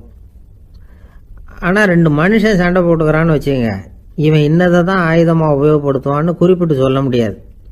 கல்லை எடுப்பான், கத்தி எடுப்பான், துப்பாக்கி எடுப்பான், என்ன வேணாலும் பண்ணுவான். வாயால் திட்டுவான், கையால் அடிப்பான், காலால் உதைப்பான், சகலகலாக வல்லவன். விலங்குகள்லாம் பொதுவாக வாயை சாப்பிட்றதுக்கு மட்டும்தான் உபயோகப்படுத்துது. ஆனால் இவனுக்கு சாப்பிட்றதுக்கும் அதுதான், சாப்பிட்டு விட்டு திட்டுறதுக்கும் அதுதான். ஆனால் ஒரு விஷயத்தில் மட்டும் கெட்டிக்கிறேன். அதாவது நாம் சண்டை போட்டுக்கிட்டாலும் பரவாயில்லை, கோழிகள் சண்டை போடாமல் இருக்கணும் அப்படின்னு ஆசைப்படுறான். எதுக்காக? கோழிகள் சண்டை போடாமல் இருந்தால் நிறைய முட்டைகள் போடுமா, அதுக்காக தான் இந்த அக்கறை. கோழி பண்ணை வச்சிருக்கிறவங்களுக்கு இது ஒரு பெரிய பிரச்சனை. அதாவது பண்ணையில் இருக்கிற கோழிகளுக்குள்ளே அடிக்கடி சண்டை வந்துடும், அதனால் முட்டை உற்பத்தி குறைஞ்சிரும். சரி, இதுக்கு என்ன பண்ணுறது? பண்ணையில் போய் உட்காந்துக்கிட்டு தினமும் பஞ்சாயத்து பேசிகிட்டு இருக்க முடியுமா? அமெரிக்காவில் கோழி பண்ணை வச்சிருக்கிற ஒருத்தர் இதை பற்றி யோசனை பண்ணி பார்த்தாராம். ஒரு வழியையும் கண்டுபிடிச்சிருக்கார். கோழிக்கெல்லாம் மூக்கு கண்ணாடி மாட்டி விட்டுட்டோம்னா அது சண்டை போடுற குணம் குறைஞ்சிரும், முட்டை அதிகமாகிடும். அந்த கண்ணாடியில் உள்ள லென்ஸு சிவப்பு நிறத்தில் இருக்கணும், அவ்வளவுதான் அப்படின்னு அவர் கண்டுபிடிச்சாராம். இது ஏற்கனவே நடைமுறையில் கண்டுபிடிக்கப்பட்ட ஒரு விஷயம். ஆனால் எல்லா கோழிக்கும் சிவப்பு மூக்கு கண்ணாடி எப்படி மாட்டி விடுறது? அப்படியே மாட்டி விட்டாலும் அது நழுவாமல் இருக்கணுமே. இப்போ நாமெல்லாம் நடு வரலால் மூக்கு கண்ணாடி நடுவில் தொட்டு அப்படி ஸ்டைலாக சரி பண்ணிக்கிறோம். அது மாதிரி கோழி எப்படி சரி பண்ணிக்கும்? இதுதான் பிரச்சனை. இதுக்கு அவர் என்ன வழி கண்டுபிடிச்சாருன்னா, கோழிக்கெல்லாம் மூக்கு கண்ணாடிக்கு பதிலாக விழியொட்டு வில்லைகள், கான்டாக்ட் லென்ஸ், அதை பொருத்தி விட்டா என்ன அப்படின்னு யோசனை பண்ணார். அதே மாதிரி பண்ணார். அதே மாதிரி செஞ்சு பார்த்தார், வெற்றி. அதுக்கப்புறம் கோழியெல்லாம் சண்டை போட்டுக்கலையாம், சமாதான பிரியர்கள் ஆகிட்டு தான். கோழிகளுக்கு இயல்பாகவே சண்டை போடுற குணம் உண்டு. ஆனால் அதோட கண்ணுக்கு பார்க்குற பொருள்லாம் ரோஜா நிறத்துலையோ அல்லது இன்னும் சொல்ல போனால் அழுத்தமான சிவப்பு நிறத்துலையோ தெரிஞ்சதுன்னா சண்டை போடுற குணம் குறைஞ்சிருதான். அந்த சமயத்தில் அது அதிகமாகவும் முட்டையிட ஆரம்பிச்சுடுதான். அதே நேரத்தில் இறை எடுக்கிறத கூட குறைச்சிக்குதான். இது ஏன் இப்படி பண்ணுதுங்கிறது விஞ்ஞானிகளுக்கு இன்னமும் புரியலையா. எப்படியோ அமெரிக்க கோழிகள்லாம் கான்டாக்ட் லென்ஸ் பொருத்திக்க ஆரம்பித்தாச்சு. கோழி கழுத்தை பிடிச்சிக்கிட்டு ஒரு சில வினாடிகளில் அதை பொருத்தி விட்றாங்களாம். கோழியோட ஆயுள் பூரா அது அப்படியே இருக்குமா. பண்ணையில் முட்டை உற்பத்தி குறைஞ்சா இது மாதிரி விஞ்ஞானபூர்வமாக பரிகாரம் தேடுறது தான் நல்லது. நமக்கு வேண்டியப்பட்ட ஒருத்தர், அவர் ஒரு கோழி பண்ணை வச்சுருந்தார். அந்த பண்ணையில் பாதி கோழி திடீர்னு செத்து போச்சு. உடனே ஒரு கால்நடை மருத்துவர்கிட்ட போக வேண்டியது தானே. அங்கே போகல, உள்ளூரில் மந்திரம் பண்ணிகிட்டு இருந்த ஒரு சாமியார்கிட்ட போனார். அவர் காலில் விழுந்தார். சாமி, என் பண்ணையில் பாதி கோழி செத்து போட்டுதுன்னார். சாமியார் யோசனை பண்ணார். சரி, பண்ணையில் வாசப்படி கிழக்கு பக்கமாக வச்சுருக்கியா மேற்கு பக்கமாக வச்சுருக்கியான்னு கேட்டார். கிழக்கு பக்கமாக இருக்குன்னார் அவர். அதுதான் தப்பு, மேற்கு பக்கமாக அதை மாற்று, சரியாக போடும்னாராம். அதே போல் அவர் போய் மாற்றிவிட்டார். அப்பவும் பாதி செத்து போச்சு. மறுபடியும் சொன்னார், சாமி மறுபடியும் பாதி கோழி செத்து போட்டுதேன்னார். சரி, கூரை எப்படி போட்டிருக்க, ஓடு போட்டிருக்கியா இல்லை கீத்து போட்டிருக்கியான்னார். ஓடு போட்டிருக்கேன்னாராம் அவர். அதுதான் தப்பு, அதை கீத்து போட்டுரும், சரியாக போடும்னாராம். சரின்னு போய் அதையும் மாற்றி பார்த்தார். மறுபடியும் போயிட்டுது, கோழி செத்து போச்சு. வந்தார், மறுபடியும் பாதி செத்து போச்சு சாமின்னு வந்தார். இவரும் யோசனையை மாற்றி மாற்றி சொல்லிகிட்டே இருக்கிறார். இப்படி அவரும் மாற்றி மாற்றி பார்த்தார். 6வது தடவையாக அவரை தேடிட்டு வந்தார். அந்த சமயத்தில் இவர் ரொம்ப தீவிரமாக யோசனை பண்ணி பார்த்துட்டு, அது சரிப்பா, நீ என்கிட்ட சளைக்காமல் வந்துக்கிட்டு இருக்கிற, நானும் யோசனை சொல்லிகிட்டு இருக்கேன். இப்போவும் உங்ககிட்ட சொல்கிறதுக்கு என்கிட்ட யோசனை நிறையா இருக்குது, ஆனால் சோதிக்கிறதுக்கு உங்ககிட்ட கோழி இல்லையே, என்ன பண்ணுறது அப்படின்னாராம் இவர். ஒரு ஊரில் ஒரு பெரிய ஞானி இருந்தார். அவர் படுக்கையில் இருந்தார். இன்னும் கொஞ்ச நேரம்தான் அவர் இந்த உலகத்தில் இருக்க போகிறார். அவரை சுற்றி ஏகப்பட்ட கூட்டம். ஏற்கனவே அவருடைய உபதேசங்களை கேட்டவங்க பல பேர் அவரை சுற்றி நிற்கிறாங்க. அந்த ஞானி மெதுவாக கண்ணை திறந்து பார்க்குறார். எல்லாரும் அவருடைய கடைசி வார்த்தையை கேட்கறதுக்காக அவளோட காத்துக்கிட்டு இருக்கிறாங்க. அந்த ஞானி மெதுவாக பேச ஆரம்பித்தார். நான் என்னுடைய வாழ்நாள் பூராவும் உங்களுக்கு நிறைய போதனைகள் சொல்லிக்கிட்டு இருக்கிறேன். பேரானந்தம், மகிழ்ச்சி, தியானத்தன்மை, இதை பற்றியெல்லாம் சொல்லியிருக்கிறேன். இப்போ நான் வேற ஒரு கரைக்கு போய்கிட்டு இருக்கிறேன். நான் இனிமேல் இந்த கரையில் இருக்க மாட்டேன். நீங்கள் நான் சொன்னதையெல்லாம் கேட்டீங்க, ஆனால் எதையும் நீங்கள் நடைமுறைப்படுத்தி பார்க்கல. எல்லாம் கேட்டதோடு சரி, அதோட விட்டுவிட்டீங்க. அப்புறம் அதை தள்ளி போட்டுக்கிட்டே வந்துட்டீங்க. மேலும் அதை தள்ளி போடுறதுல எந்த பிரயோஜனமும் கிடையாது. இப்போ நான் போய்கிட்டு இருக்கிறேன், உங்களில் யாராவது என்னோட வர்றதுக்கு தயாரா அப்படின்னு கேட்டார். அவ்வளவுதான், யாரும் வாயை திறக்கல. ஒரே மௌனம், சத்தமே இல்லை. ஒருத்தர் பார்த்துக்கிட்டே நிற்கிறாங்க. அந்த கூட்டத்தில் ஒரு ஆள் அந்த ஞானி கூடவே 40 வருஷத்துக்கு மேலே இருந்திருக்கிறான். அவனும் வாயை திறக்காம இன்னொருத்தன் முகத்தை பார்த்துக்கிட்டே நிற்கிறான். இந்த சமயத்தில் பின்னாடி நின்றுக்கிட்டு இருந்த ஒருத்தன் கையை தூக்கினான். ஞானி அவனை பார்த்தார். சரி, ஒருத்தனுக்காவது நம்மோட வர்றதுக்கு தைரியம் இருக்குது அப்படின்னு நினைச்சார். ஆனால் அந்த ஆள் என்ன சொன்னான் தெரியுமா? ஐயா, நீங்கள் கேட்குறப்போ நான் உடனே எழுந்திருக்கல, கையை மட்டும்தான் தூக்கினேன். என்ன காரணம்னா, நான் எப்படி அடுத்த கரைக்கு சேர்றதுங்கிறது தெரிஞ்சுக்கிறதுக்காகத்தான். அந்த விவரத்தை மட்டும் இப்போ உங்ககிட்ட இருந்து நான் தெரிஞ்சுக்க ஆசைப்படுறேன். ஏன்னா இப்போ நான் உங்கள் கூட வர்றதுக்கு தயாராக இல்லை. எவ்வளவோ காரியங்களை நான் இன்னும் இங்கே முடிக்க வேண்டியிருக்குது. வீட்டுக்கு ஒரு விருந்தினர் வந்திருக்கிறார். என்னுடைய இளைய மகனுக்கு கல்யாணம் பண்ணி வைக்கணும். அதனால் இன்றைக்கி உங்கள் கூட வர முடியாது. அது மட்டும் இல்லை, இப்போ உங்கள் கூட அடுத்த கரைக்கு வந்தால் திரும்பி வர முடியாதுன்னு வேறு சொல்கிறீங்க. அதனால் இப்போ நான் வரலை. இன்னொரு நாள் நிச்சயமாக நான் வர்றேங்க, உங்களை சந்திக்கிறேன். அதனால் இப்போ நீங்கள் இன்னொரு தடவை எங்களுக்கு விளக்கமாக சொல்லணும். ஏற்கனவே பல தடவை சொல்லியிருக்கிறீங்க. தயவு பண்ணி இப்போ ஒரு தடவை சொன்னீங்கன்னா சௌரியமாக இருக்கும். அந்த அடுத்த கரையை அடையிறது எப்படி, இப்போ ஒரு தடவை அதை விளக்கமாக சொல்லிட்டீங்கன்னா நல்லா ஞாபகப்படுத்திக்குவேன். அது சரியான சமயம் வர்றப்போ இது எனக்கு உதவியாக இருக்கும் அப்படின்னு நானா. ஆனால் உண்மை என்ன தெரியுமா, அந்த சரியான சமயம் வரவே இல்லை அப்படிங்கிறது தான் உண்மை. இப்படி அந்த கதை முடியும். இந்த கதை அந்த ஒரு ஆளுக்கு மட்டும் இல்லை, கிட்டத்தட்ட எல்லாருக்குமே அது பொருந்தும் அப்படிங்கிறாங்க விவரம் தெரிஞ்சவங்க. எல்லாருமே அந்த சரியான தருணத்துக்காக தான் காத்துக்கிட்டு இருக்கிறாங்களாம். அதுக்காக ஜோசியம் பார்க்குறாங்க, கைரேகை பார்க்குறாங்க, நாளைக்கு என்ன நடக்குங்கிற ஆவலில் எல்லாரும் காத்துக்கிட்டு இருக்கிறாங்க. ஆனால் அந்த ஒரு நாள் ஒருபோதும் வரப்போகிறதில்ல. நீங்கள் தள்ளி போடுறதுக்காக பல அர்த்தமில்லாத காரணங்களை தேடுறீங்க அப்படிங்கிறார் ஒரு ஞானி. காத்திருக்கிறதுலேயே நம்ம காலம் ஓடி போயிடுது. ஏன்னா இன்னைக்கு நாம் சிந்திக்கிறது நாளைக்கு நாம் சிந்திக்கிறது இல்லை. ஒவ்வொரு நாளும் ஒவ்வொரு மாதிரி போயிடுது. நாளைக்கு மறுநாளை பற்றியே சிந்திக்கிறோம். இப்படியே அது பாட்டுக்கு போயிடும். கரையை தொட்டு பார்க்குறது எப்போ, இதுதான் கேள்வி. நமக்கு வேண்டியப்பட்ட ஒருத்தர் ஒரு ரயில்வே பிளாட்ஃபாரத்தில் நின்றுட்டு இருக்கிறார். அங்கே இருக்கிறவங்க கிட்ட கேட்குறாராம், விசாரிக்கிறார், ஏங்க கிழக்க போகிற ரயில் போயிட்டுதுங்களான்னாராம். போயிட்டுதுன்னு இருக்கிறாங்க. கொஞ்ச நேரம் கழிச்சு ஏங்க மேற்க போகிற ரயில் போயிட்டுதுங்களான்னு கேட்டிருக்காரு. போயிட்டுதுங்களான் இருக்காங்க. அப்புறம் கொஞ்ச நேரம் கழிச்சு மறுபடியும் ஏங்க 10:30 மணி வண்டி போயிட்டுதான்னு கேட்டிருக்காரு. தொடர்ந்து காலையிலேருந்து சாயந்தரம் வரைக்கும் இப்படி ஒரே இடத்துல நின்றுட்டு கேட்டுக்கிட்டே இருக்கிறார். இதை பார்த்துக்கிட்டு இருந்த ஒருத்தர் அவர்கிட்ட ஏங்க நீங்கள் எங்கே போகணும் அப்படின்னு கேட்டாராம். இவர் மெதுவாக சொன்னாராம், இந்த ரயில்வே லைனை தாண்டி அந்த பக்கம் போகணும் அப்படின்னாராம்.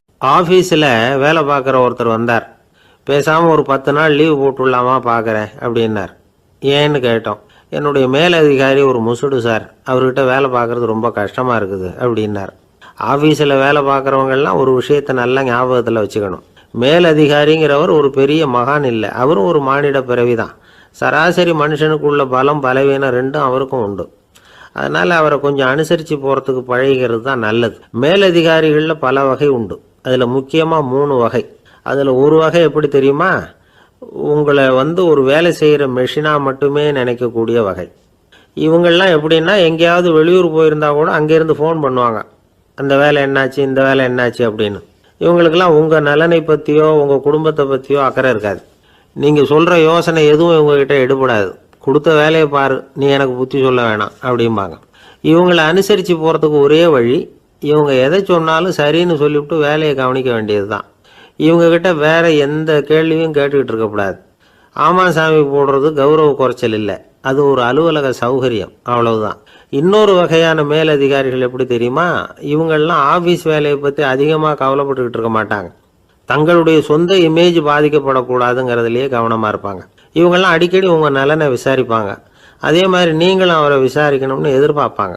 இந்த ரக அதிகாரிகளுக்கெல்லாம் புது வருட வாழ்த்து அனுப்பலாம், பிறந்தநாள் வாழ்த்து அனுப்பலாம். அவருக்கு எங்கேயாவது ஒரு பாராட்டு விழா நடந்தால் முதல் வரிசையில் போய் உட்காந்து உங்கள் முகத்தை காட்டலாம்.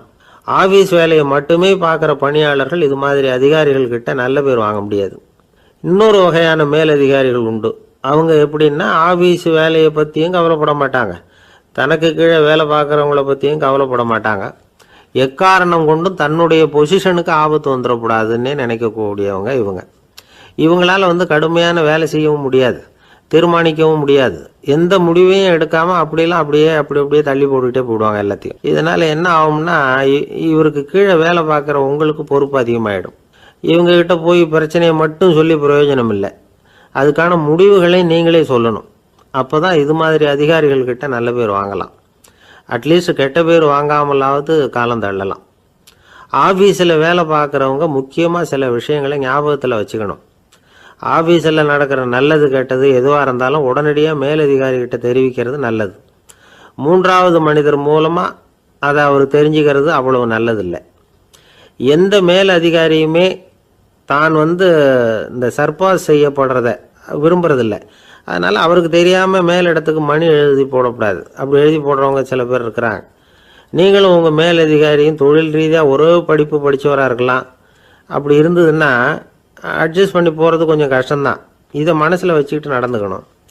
உங்களுக்கும் அவருக்கும் அபிப்பிராய பேதமா, அது அவருக்கும் உங்களுக்கும் உள்ள தனிப்பட்ட பிரச்சனை, அதை விளம்பரப்படுத்திக்கிட்டு இருக்கக்கூடாது.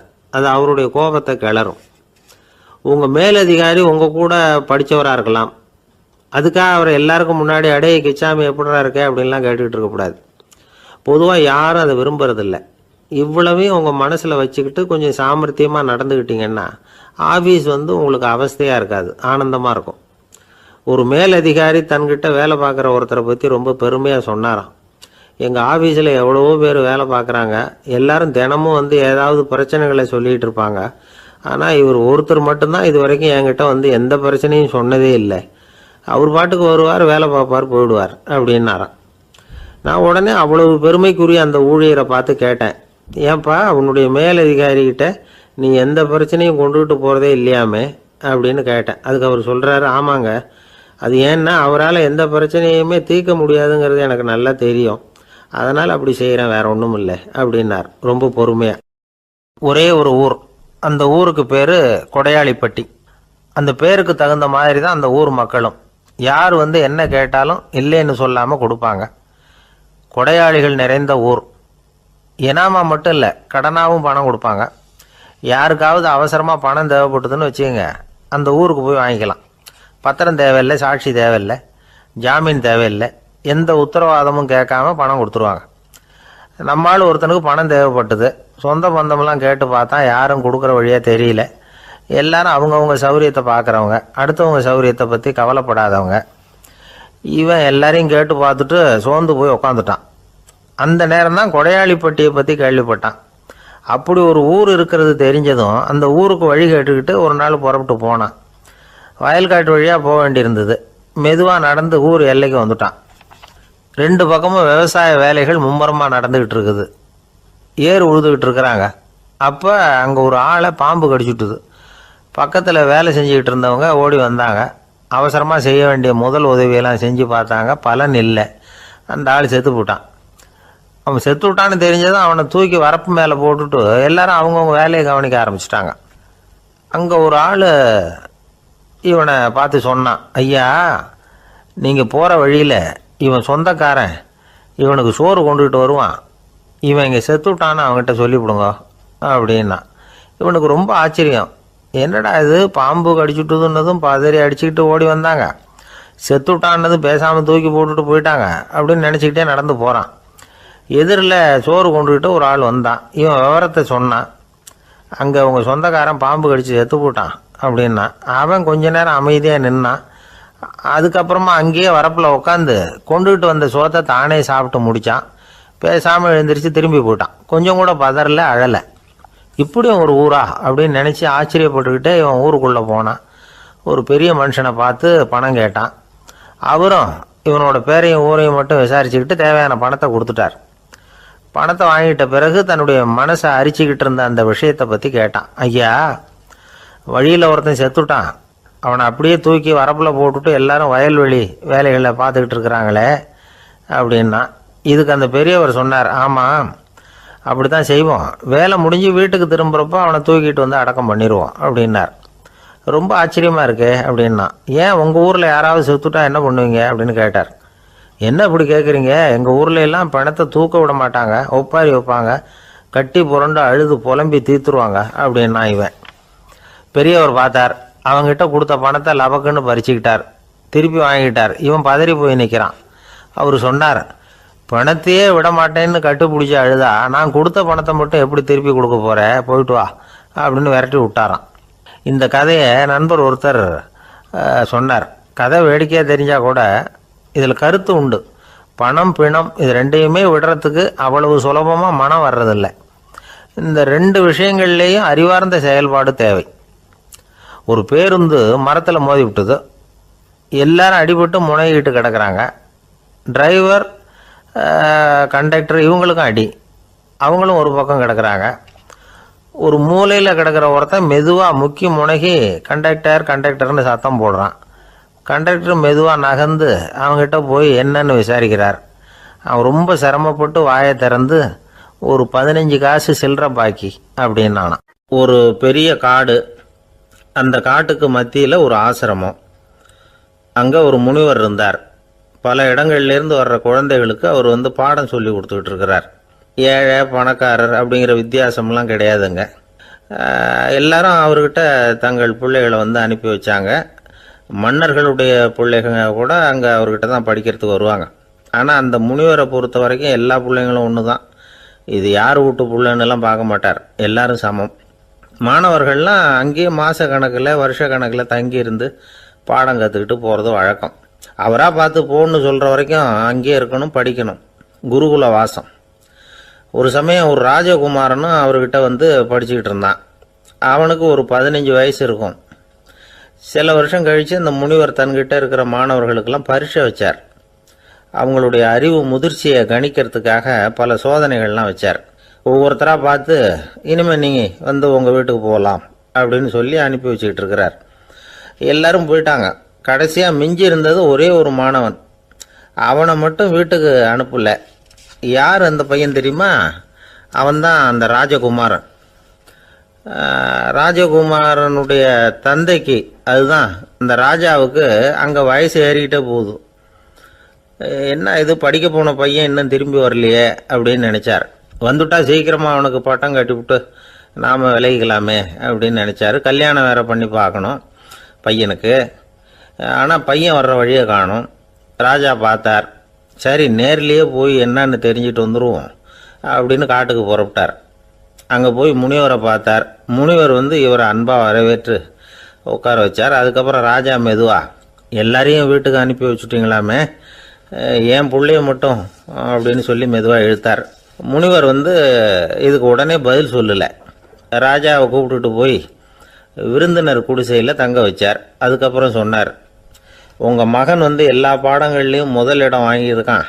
இப்படி முதலாவதாக வர்ற மாணவனுக்கு நாங்கள் இன்னொரு தேர்வு வைக்கிறது வழக்கம். அதுலேயும் அவன் வந்து முதலாவதாக வந்துட்டான்னா அவன் ஒரு பெரிய வித்வான் அப்படிங்கிற கௌரவத்தை அடைஞ்சிருவான் அப்படின்னார். அதாவது முனிவர் அப்படி சொல்கிறார். அப்படி சொல்லிவிட்டு போயிட்டார் அவர். ராஜா அங்கேயே தங்கிட்டார். ராத்திரி படுத்து தூங்கினார். காலையில் எழுந்திரிச்சு அந்த குடிசைக்கு வெளியில் வந்தார் பல்லு விளக்கிறதுக்காக.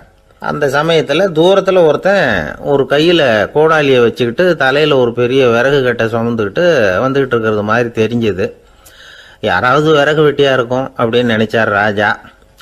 கிட்ட வந்ததும் உத்து பார்க்குறாரு. பார்த்தா அது தன்னோட புள்ள. திகைச்சு போயிட்டார். என்ன இது, ஒரு ராஜகுமாரனை கூட இது மாதிரி வேலையெல்லாம் செய்ய சொல்கிறாங்களே அப்படின்னு நினச்சார். ராஜகுமாரன் வந்து விறகு கட்டை கொண்டுகிட்டு போய் கொல்லை பக்கம் வச்சான். அந்த சமயம் முனிவர் அங்கே வந்தார். என்ன மகனே, விறகு வெட்டிட்டு வந்துட்டியா? சரி, இப்போ வந்து ஒரு துடைப்பத்தை எடுத்துக்கோ, விருந்தினர் குடிசையின் வாசல் பக்கத்தை கூட்டி பெருக்கி சுத்தம் பண்ணு போ அப்படின்னார். அப்படியே செய்கிறேன் குருவே அப்படின்னு சொல்லிவிட்டு போனான். சுத்தம் பண்ண ஆரம்பிச்சிட்டான். ராஜா பார்த்தார் இதை. உடனே ஓடியாந்தார். மகனே, என்ன காரியம் பண்ணுற? துடைப்பத்தை கீழே போடுனார். இப்போ அந்த ராஜகுமாரன் சொல்கிறான், தந்தையே, இது வந்து என்னுடைய குருதேவரோட உத்தரவு. இங்கே வந்து நான் ஒரு மாணவன். இங்கே அரசனும் ஒன்று தான், ஆண்டியும் ஒன்று தான். குருதேவர் சொல்கிறத மறுக்காமல் செய்கிறது தான் எங்கள் கடமை அப்படின்னா. இந்த சமயம் முனிவர் அங்கே வந்தார். இவனை வந்து முதுகில் தட்டி கொடுத்தார். அப்புறம் ராஜா கிட்ட சொன்னார், அரசே, உங்கள் புள்ள எங்கள் கடைசி தேர்வுலையும் வெற்றி பெற்றுட்டான். பணிவு தான் மாணவர்களின் மிக உயர்ந்த குணம். குருநாதர் சொல்றது மனசுக்கு பிடிக்கலன்னா கூட மறுக்காம செய்யணும். அப்படி செய்யறதுனால எதை செய்யலாம் எதை செய்யக்கூடாது அப்படிங்கிற விவேகம் அவங்களுக்கு வந்துடும். செய்யக்கூடாததை கூட பெரியவங்க சொல்லிவிட்டா செஞ்சுதான் ஆகணும் அப்படிங்கிற பணிவு அவங்களுக்கு வந்துடும். இந்த குணம் வந்துட்டுதுன்னா அவங்க எத்தனை கடினமான வேலையாக இருந்தால் கூட ரொம்ப சுலபமாக செஞ்சு முடிச்சிருவாங்க. தூக்கத்திலேயும் அப்புறம் துக்கத்திலேயும் தோண்டு போட மாட்டாங்க. இந்த பணிவும் விவேகமும் அவங்கக்கிட்ட மன உறுதியை ஏற்படுத்தும். அந்த உறுதி உங்கள் பையனுக்கு வந்தாச்சு. இனிமேல் அவனை நீங்கள் அழைச்சிட்டு போகலாம். அவன் நிச்சயமாக பேரும் புகழும் பெறுவான் அப்படின்னார். ராஜா அவரை பார்த்து, குருதேவா, புரிஞ்சுக்கிட்டேன், என்னை மன்னிக்கணும் அப்படின்னாரு. அதுக்கப்புறம் மகனை அழைச்சிக்கிட்டு நாட்டுக்கு திரும்பி வந்துட்டார். இந்த கதையை இன்று ஒரு தகவலில் சொல்லுங்க சார், உங்கள் நிகழ்ச்சியில் சொல்லுங்க சார் அப்படின்னு சொல்லி மாணவர்கள் கேட்டால் பணிவாக இருக்கிறது எப்படி அப்படிங்கிறத புரிஞ்சுக்குவாங்க அப்படின்னு சொன்னார் ஒருத்தர். சரி சொல்லுவோம், அதுக்கு முன்னாடி நேர்லேயே ஒரு பையன்கிட்ட சொல்லி பார்க்கலாமே அப்படின்னு தோணுச்சு. உடனே ஒரு பையனை கூப்பிட்டோம். ஏன்பா, உங்கள் வாத்தியார் உனக்கு இது மாதிரி ஒரு பரீட்சை வச்சா என்ன பண்ணுவேன் அப்படின்னு கேட்டோம். நானும் அப்படி தான் சார் நடந்துக்குவேன், விறகு வெட்டுவேன், தொடப்பத்தினால கூட்டி சுத்தம் பண்ணுவேன், உடனே செஞ்சு முடிச்சிருவேன் சார் அப்படின்னா. பலே பரவாயில்லையே அப்படின்னோம். ஆமாம் சார், அப்படி செஞ்சால் தானே வீட்டுக்கு அனுப்புவார், இல்லைன்னா இன்னொரு வருஷம் இங்கேயே இருந்து படின்னு சொல்லிவிடுவார், அதனால் அப்படி செய்வேன் அப்படிங்கிறான் அந்த பையன். பிரிட்டிஷ் ஆட்சி நடந்துக்கிட்டு இருந்த காலம் 1920களின் கடைசி. அப்போ நடந்த ஒரு உண்மை நிகழ்ச்சி இது. ஒரு கல்யாண மாப்பிள்ளை ரயிலில் வந்து இறங்க போகிறார். அவரை வரவேற்க ஒரு ராஜ குடும்பமே வந்து காத்துக்கிட்டு இருக்குது. மங்களூர்லேருந்து வந்து இறங்குற அந்த மாப்பிள்ளை யார் தெரியுமா? ஒரு நாய். உண்மைதான், அந்த நாய்க்கு தான் கல்யாணம். சுதேசி சமஸ்தானத்து மன்னர்களில் ஒருத்தர் ஜூனாகட் மகாராஜா. அவரோட வளர்ப்பு நாய் ரோஷனாரா. அதுக்கு கல்யாணம் பண்ணி வைக்கணும்னு ஆசைப்பட்டார். மாப்பிள்ளை தேடினார். மங்களூர் மகாராஜாவோட வளர்ப்பு நாய் ஒன்று இருந்தது, பேர் பாபி. இது ரெண்டுக்கும் கல்யாணம் நடத்த முடிவு பண்ணார். திருமணத்துக்கு வேண்டிய எல்லா ஏற்பாடுகளையும் பண்ணுங்க அப்படின்னு உத்தரவு போட்டார். ஆயிரக்கணக்கான அழைப்புதழ்கள், பல சமஸ்தான மன்னர்கள், ஜமீன்தார்கள், பிரிட்டிஷ் அதிகாரிகள், பெரிய பணக்காரங்க, இப்படி நிறைய பேருக்கு அழைப்புதழ்கள் அனுப்பி வச்சாங்க. பத்திரிகையை பார்த்தவங்கெல்லாம் திகைச்சு போயிட்டாங்களாம். இருந்தாலும் என்ன பண்ணுறது, ராஜாவே அழைக்கிறார், போகாமல் இருக்க முடியுமா? அந்த சமயத்தில் நாட்டின் கவர்னர் ஜெனரலாக இருந்தவர் இர்வின் பிரபு. அவருக்கும் ஒரு பத்திரிக்கை போயிருக்குது. வாங்கி பார்த்ததும் அவருக்கு பயங்கர எரிச்சல். உடனே குப்பை தொட்டியில் போட்டுவிட்டாராம். மாட்சிமை தங்கிய பிரிட்டன் சக்கரவர்த்தியின் பிரதிநிதியான தன்னை கேவலம் ஒரு நாயின் திருமணத்துக்காக அழைக்கிறதா அப்படின்னு அவருக்கு ஆத்திரம். இருந்தாலும் கல்யாணம் பிரமாதமாக நடந்துதான். கல்யாணத்தன்னைக்கு பொண்ணுக்கு ஸ்பெஷல் குளியல், தண்ணீருக்கு பதிலாக வாசனை திரவியங்கள், பன்னீர், குளித்ததுக்கு அப்புறம் அலங்காரம், வைர மாலை, முத்து மாலை, ஏகப்பட்ட அலங்காரம். மாப்பிள்ளையை அழைக்கிறதுக்கு ரயில்வே ஸ்டேஷனில் ராஜ குடும்பமே காத்துக்கிட்டு இருக்குது. அவங்களோட வளர்ப்பு நாய்கள் 250. அத்தனை நாய்களுக்கும் பட்டு துணி போத்தி இருக்குது. முத்து வடங்கள் அணிவிச்சிருக்கிறாங்க. எல்லாம் ராஜ நாய்கள். அதுகளையும் வீதியில் நடக்க விடலையாம். அதுகளை சுமந்துக்கிட்டு போக அலங்கரிக்கப்பட்ட யானைகள் காத்துக்கிட்டு இருக்குதான். மாப்பிள்ளைக்கு வரவேற்பு எப்படி தெரியுமா? அது நடந்து வர்ற பாதை பூரா ரத்தன கம்பளம் விரிச்சிருக்குது. 2 பக்கமும் ராஜாங்க அதிகாரிகள் கைகட்டி நிற்கிறாங்க. அரசு படை வீரர்கள் அணிவகுப்பு மரியாதை செலுத்துகிறாங்க. அந்த நாய் ராஜ மரியாதையோடு நடந்து வருது. நகையெல்லாம் போட்டுக்கிட்டு வருது. திருமண மண்டபத்துக்கு சேருது. அங்கே கல்யாணம் அமோகமாக நடக்குது. இந்த திருமணத்தை முன்னிட்டு அந்த ஜூனாகட் சமஸ்தானத்துக்கு 3 நாள் விடுமுறை வேறு.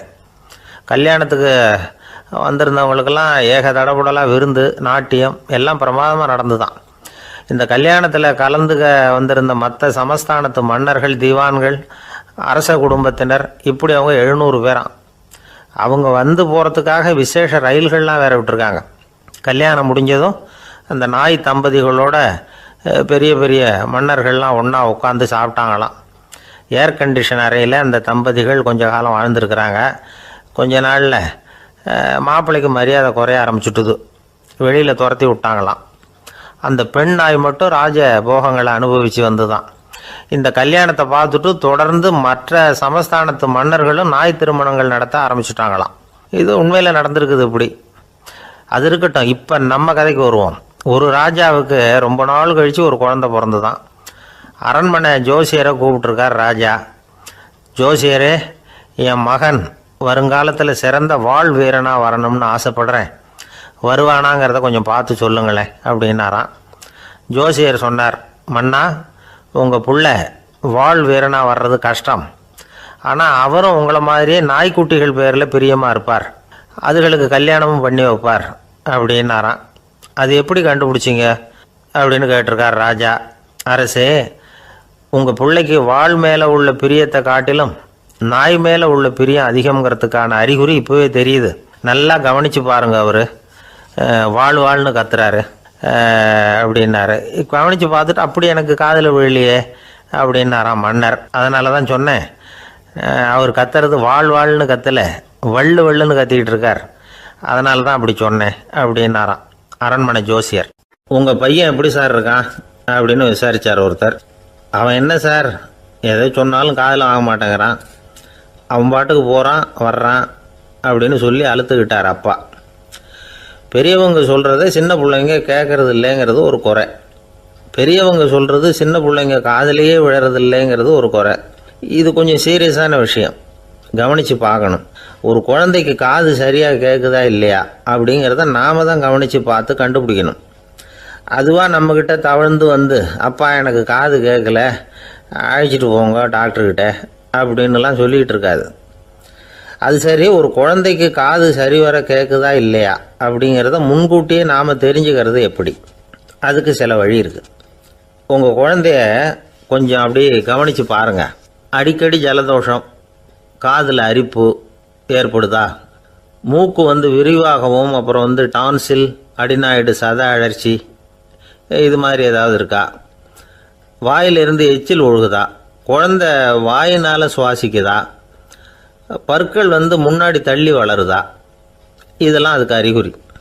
அப்புறம் இந்த VBDF TH இப்படி இந்த ஒலிகள் சேர்ந்த வார்த்தைகளை குழந்தை சரியாக புரிஞ்சுக்காது.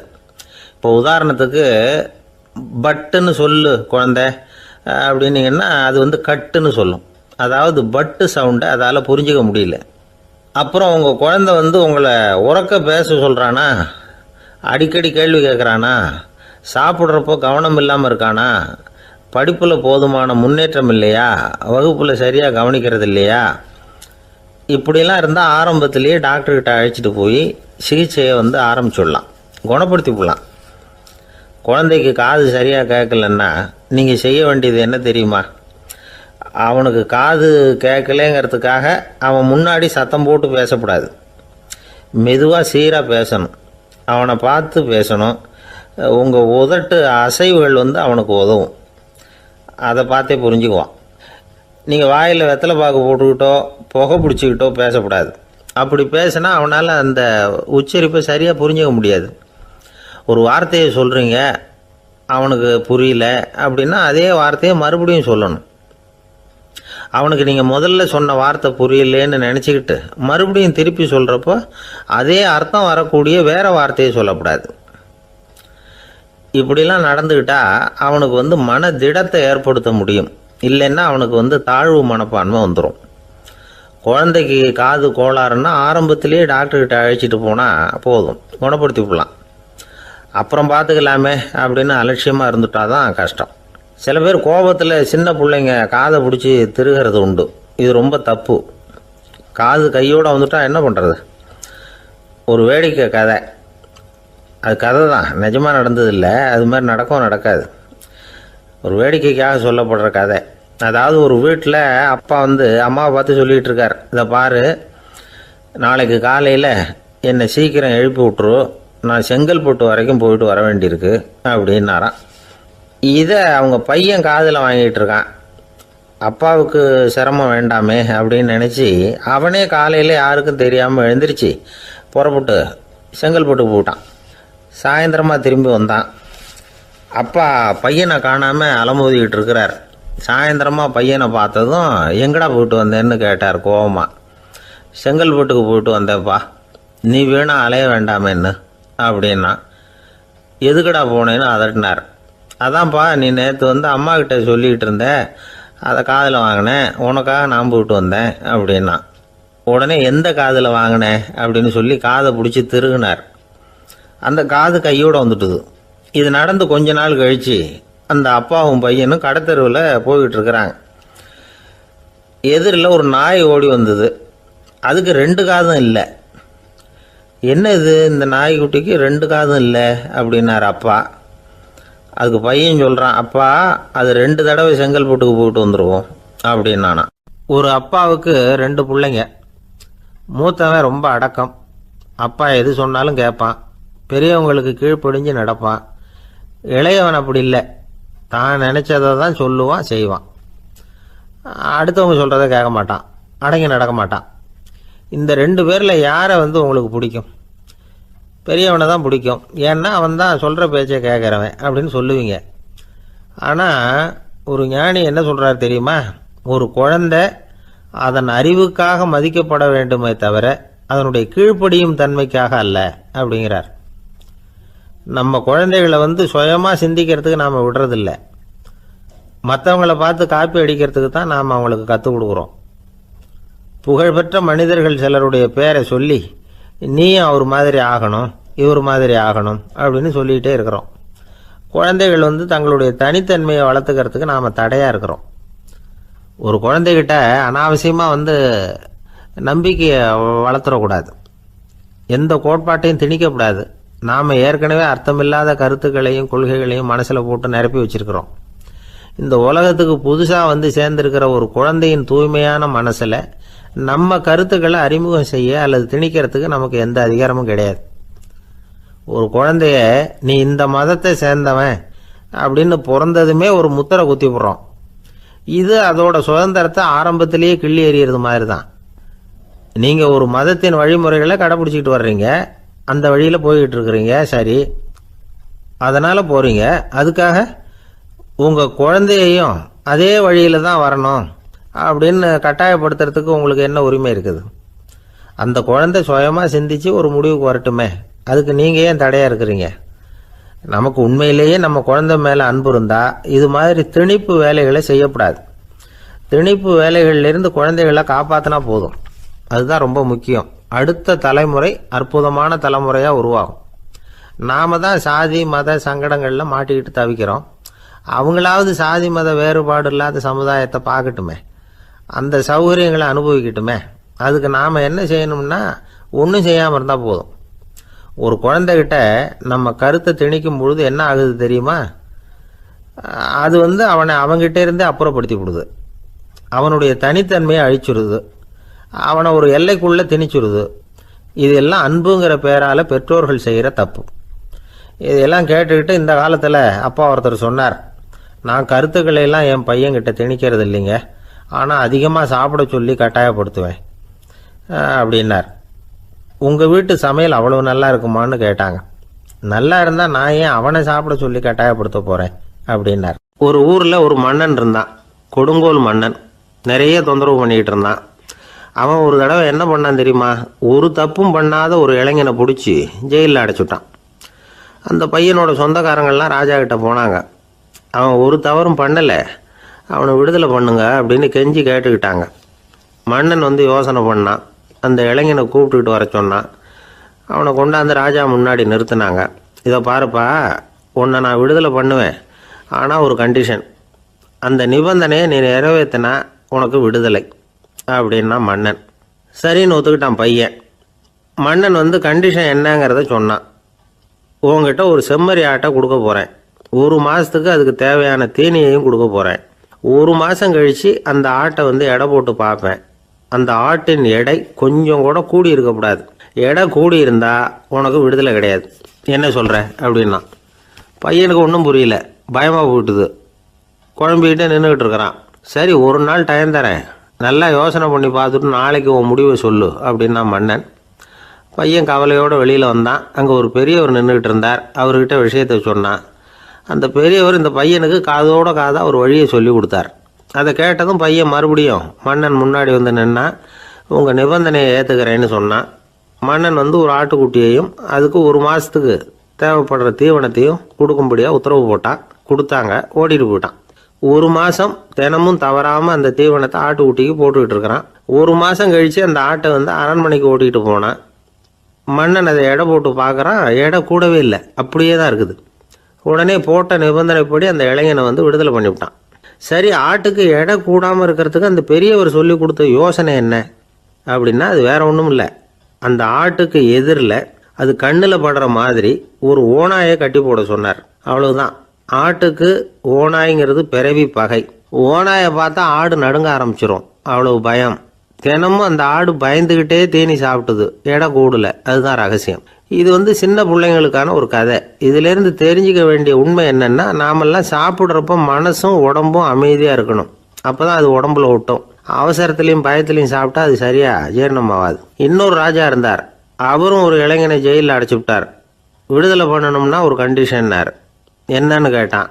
ஒரு ஆட்டுக்குட்டியை அவன் முன்னாடி கொண்டாந்து நிறுத்துவேன், நீ அதுக்கிட்ட ஒரு கேள்வி கேட்கணும், அதுக்கு சரியான பதிலை சொல்லணும். அப்படி செஞ்சுட்டா உனக்கு விடுதலைன்னார். இளைஞன் யோசனை பண்ணி பார்த்தான். சரின்னு ஒத்துக்கிட்டான். அது பிரகாரமே ஆட்டுக்குட்டியை பதில் சொல்ல வச்சுட்டான். என்ன நடந்தது தெரியுமா? ஆட்டுக்குட்டியை கொண்டாந்து நிறுத்தினாங்க. இவன் மெதுவாக அதுக்கிட்ட போனான். அது காதுகிட்ட போய் ஏப்ரலுக்கு அடுத்த மாதம் என்ன மாதம்னு கேட்டான். அது உடனே மேன்னு கத்திச்சு. இவன் விடுதலை ஆயிட்டான். ஆந்திர நாட்டில் ஒரு அரசர் இருந்தார். அந்த அரசர்கிட்ட ஒரு அமைச்சர் இருந்தார். அந்த அமைச்சர் பேர் ராயண பாஸ்கர். அவர் ஒரு பெரிய அறிவாளி. அது மட்டும் இல்லை, மிகச்சிறந்த கொடையாளி. யார் எது கேட்டாலும் இல்லைன்னு சொல்ல மாட்டாராம். அதன் காரணமாகவே அவர்கிட்ட இருந்த செல்வம் நாளுக்கு நாள் குறைஞ்சிக்கிட்டே வந்துட்டு தான். கடைசியில் குடும்பத்துக்குன்னு எதுவும் வைக்காமலே அவர் போய் சேர்ந்துட்டார். மகனும் இறந்துட்டார். அந்த குடும்பத்தில் மிஞ்சி இருந்தது அவருடைய மருமகள், ஒரு பேரன், அவ்வளவுதான். இருந்த ஒரே சொத்து பழுதடைஞ்ச ஒரு வீடு. அந்த அம்மா மற்ற வீடுகளில் வேலை செஞ்சு தன்னுடைய பிள்ளைய படிக்க வச்சுக்கிட்டு வராங்க. அந்த புள்ள ஒரு பெரிய வள்ளலுடைய பேரங்கிறது அந்த பள்ளி வாத்தியார்களுக்கும் தெரியும். அதனால் அவங்களும் இவங்ககிட்ட கொஞ்சம் அன்பாகவும் அக்கறையாகவும் பழகி பாடம் சொல்லி கொடுத்துக்கிட்டு இருக்கிறாங்க. ஒரு நாள் ஒரு புகழ்பெற்ற கவிஞர் ஒருத்தர் அந்த பள்ளிக்கூடத்துக்கு வந்திருக்கிறார். ஆசிரியர்கள்கிட்ட பேசிக்கிட்டு இருந்தப்போ ஒரு செய்தியை சொன்னாராம். ராயண பாஸ்கருங்கிற வள்ளல் எனக்கு நிறைய உதவிகள் செஞ்சிருக்கார், என்னை பாராட்டி பரிசுகள்லாம் கொடுத்துருக்கிறார். அந்த வள்ளல் வாழ்ந்த கிராமத்தை பார்க்கணுங்கிறதுக்காக தான் இப்போ இங்கே வந்திருக்கிறேன் அப்படின்னாராம். ஆசிரியர் உடனே இந்த பையனை கூப்பிட்டு, இதை பாருங்கள், இவன் யார் தெரியுமா, நீங்கள் குறிப்பிடுகிற அந்த வள்ளலின் பேரன் அப்படின்னு அறிமுகப்படுத்தினாராம். கவிஞரின் கண்களில் ஆனந்த கண்ணீர். அந்த பரவச நிலையிலேயே அந்த வள்ளலை பற்றி கவி பாட ஆரம்பிச்சுட்டாராம். இந்த சின்ன பையன் அதை கேட்டிருக்கிறான். உடனே என்ன பண்ணான் தெரியுமோ, தன் கையில் அணிஞ்சிருந்த ஒரு பொன் வளையலை கழட்டி அந்த கவிஞருக்கு பரிசாக கொடுத்துட்டானான். எல்லாருக்கும் ஆச்சரியம். தாத்தா இருக்கும் நிலையில் கொடுத்தார், பேரன் இல்லாத நிலையிலையும் கொடுக்குறான். பையனை எல்லாரும் பாராட்டினாங்களாம். இருந்தாலும் அவனுக்குள்ள ஒரு பயம் எதுவும் ஆரம்பமாச்சு. பள்ளிக்கூடம் விட்டு வீட்டுக்கு வரும்பொழுது அந்த பயம் இன்னும் அதிகமாயிட்டுது. அம்மா என்ன சொல்லுவாங்களோ தெரியலையே, ஏதோ திடீர்னு தோணிச்சு வளையல கட்டி கொடுக்கணும்னு கொடுத்துட்டோம். குடும்பம் இருக்கிற நிலையில் இப்படி நான் செஞ்சது தப்பா, வீட்டு செலவுக்கே அம்மா எவ்வளவு கஷ்டப்படுறாங்க, வீட்டுக்கு போனதும் என்ன நடக்குமோ தெரியலையே அப்படின்னு நினச்சி பயந்துக்கிட்டே அவன் வீட்டுக்குள்ளே அடி எடுத்து வைக்கிறான். அம்மா கூப்பிட்டு சாப்பாடு போட்டாங்க. அவங்க கண்ணில் படக்கூடாதுங்கிறதுக்காக ஒரு கையை பின்னாடி மறைச்சிக்கிட்டே இருந்தான். அம்மா இதை கவனிச்சிட்டாங்க. ஏய், உன் கையை ஏன் அப்படி வச்சிருக்கிற, உன் கைக்கு என்னாச்சு, ஏதாவது அடிபட்டு போச்சா அப்படின்னு கேட்டுக்கிட்டே கையை எடுத்து பார்க்குறாங்க. வளையல காணலை. வளையல் எங்கே அப்படின்னு கேட்குறாங்க. இவன் தயங்கிக்கிட்டே நடந்ததை சொல்கிறான். அது கேட்டதும் அந்த அம்மாவோட முகம் கோபத்தால் சவுந்து போச்சான். முட்டாளே, என்ன காரியம் பண்ண அப்படின்னு கன்னத்தில் அரைஞ்சிட்டாங்களாம். அம்மா, என்னை அடிக்காத, ஏதோ தெரியாமல் தப்பு பண்ணிட்டேன் அப்படின்ட்டுருக்கான். மகனே, வளையலை கொடுத்ததுக்காக நான் உன்னை அடிக்கலை அப்படிங்க, பின்ன எதுக்கு அடித்தேன்னு கேட்டிருக்கான். உன் பாட்டனார் ஒரு பெரிய வள்ளல், அவர் எதையும் பாதி வேலையை செய்கிறதில்ல, அவருடைய பேரை நீ அரைகுறை வேலை செஞ்சுட்டு வந்திருக்கிற அப்படின்னாங்களாம். என்னம்மா சொல்கிறேன்ருக்கான். நீ ஒரே ஒரு வளையலை மட்டும்தானே கட்டி கொடுத்துருக்குற, கொடுக்குறதா இருந்தால் ரெண்டையும் சேர்த்துல கொடுத்துருக்கணும், அதுதானே உங்கள் தாத்தாவுக்கு பெருமை அப்படின்னாங்களாம். அம்மா, தெரியாமல் இப்படி செஞ்சுட்டேன், உங்கள்கிட்டையும் அரை வாங்கிட்டேன் அப்படி இப்படின்னு அவன் சொல்லியிருக்கிறான். இப்போ அம்மா கொஞ்சம் இருங்க, அந்த கவிஞர் இன்னைக்கு நம்ம ஊரில் தான் தங்கியிருப்பார், நாளைக்கு காலையில் தான் அவர் எங்கே இருக்காருன்னு விசாரித்து இன்னொரு வளையலையும் கொடுத்துட்றேன் அப்படின்ட்டுருக்கான். மகனே, நல்ல செயல்களையெல்லாம் நாளைக்குன்னு ஒத்தி போடாத, நாளைக்கு என்ன நடக்குங்கிறது யாருக்கு தெரியும், இப்போவே போ, எங்கே இருக்காருன்னு பாரு அப்படின்ட்டுருக்காங்க. மகன் புறப்பட்டான். பள்ளி ஆசிரியர்கிட்ட போய் கேட்டானா அந்த கவிஞர் எங்கே இருக்காருன்னு. அவர் சொன்னாராம். உடனே போய் அவர் இருக்கிற இடத்துல கதவை தட்டியிருக்கான். ராத்திரி நேரத்தில் இவனை கண்டதும் அவருக்கு ரொம்ப ஆச்சரியம். இவன் இன்னொரு கை வளையலையும் எடுத்து நீட்டியிருக்கான். அவர் திகைச்சு போய் நிற்கிறார். அவரால் என்ன பண்ணுறதுன்னே தெரியல. ஆனந்த கண்ணீர். இது பெரியவர்கள் கூற கேட்ட ஒரு வரலாறு. இன்னைக்கு இப்படிப்பட்டவங்களை பார்க்க முடியுமா? வறுமை வள்ளல் தன்மையை ஒன்று செய்து விடாதுங்கிறதுக்கு இது ஒரு உதாரணம். ஒருத்தன் இன்னொருத்தனை பார்த்து கேட்டானா, எங்கள் தாத்தா உங்கள் தாத்தாவுக்கு 100 ரூபா கடன் கொடுத்துருக்கிறார், அதை எப்போ திருப்பி கொடுக்க போகிறேன்னு.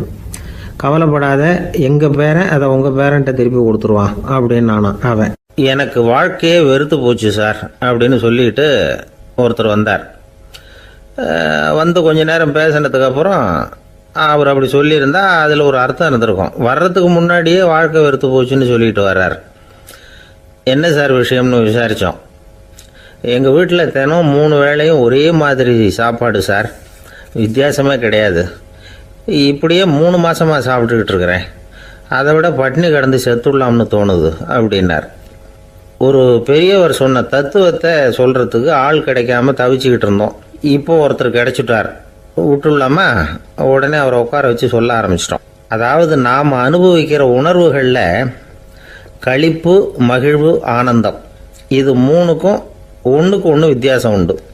மேம்போக்காக பார்க்குறதுக்கு இது 3 ஒன்று மாதிரி தோணும், ஆனால் அது அப்படி இல்லை. களிப்புங்கிறது உடம்பை பொறுத்தது, மகிழ்வுங்கிறது மனசை பொறுத்தது, ஆனந்தம்ங்கிறது ஆன்மாவை பொறுத்தது. இப்படி இந்த 3 வகையான அந்த சுவைப்புகளின் தன்மையும் வேற வேற. இப்போ முதல்ல களிப்புங்கிறத எடுத்துக்குவோம். நம்ம புலன்களுக்கு களிப்பை தரக்கூடிய பொருள்களுக்கு சில விசேஷ குணம் உண்டு. அது எப்படின்னா, சீக்கிரமே சலிப்பை உண்டு பண்ணும். ஒருத்தர் அந்த பொருளை எடுத்துக்கிட்டா அது இன்னொருத்தருக்கு குறைஞ்சிரும். உணவு, உடை இதெல்லாம் வந்து களிப்பை தரக்கூடிய பொருள்கள். இப்போ உதாரணத்துக்கு ஒரு சாப்பாட்டு மேசையில் ஒரு பாத்திரத்தில் 10 இட்லி இருக்குது. அதில் ஒரு 2 இட்லியை நம்ம தட்டில் எடுத்து வச்சு சாப்பிட்றோம். நாம் சாப்பிட்ட அந்த இட்லி நிச்சயமாக எதிரில் உட்காந்துருக்கிறவருக்கு இல்லை, அவருக்கு உபயோகப்படாது. நாம் சாப்பிட்ட அதே இட்லியை அவரும் சாப்பிட முடியாது, அவர் வேற தான் எடுத்து வச்சுக்கணும்.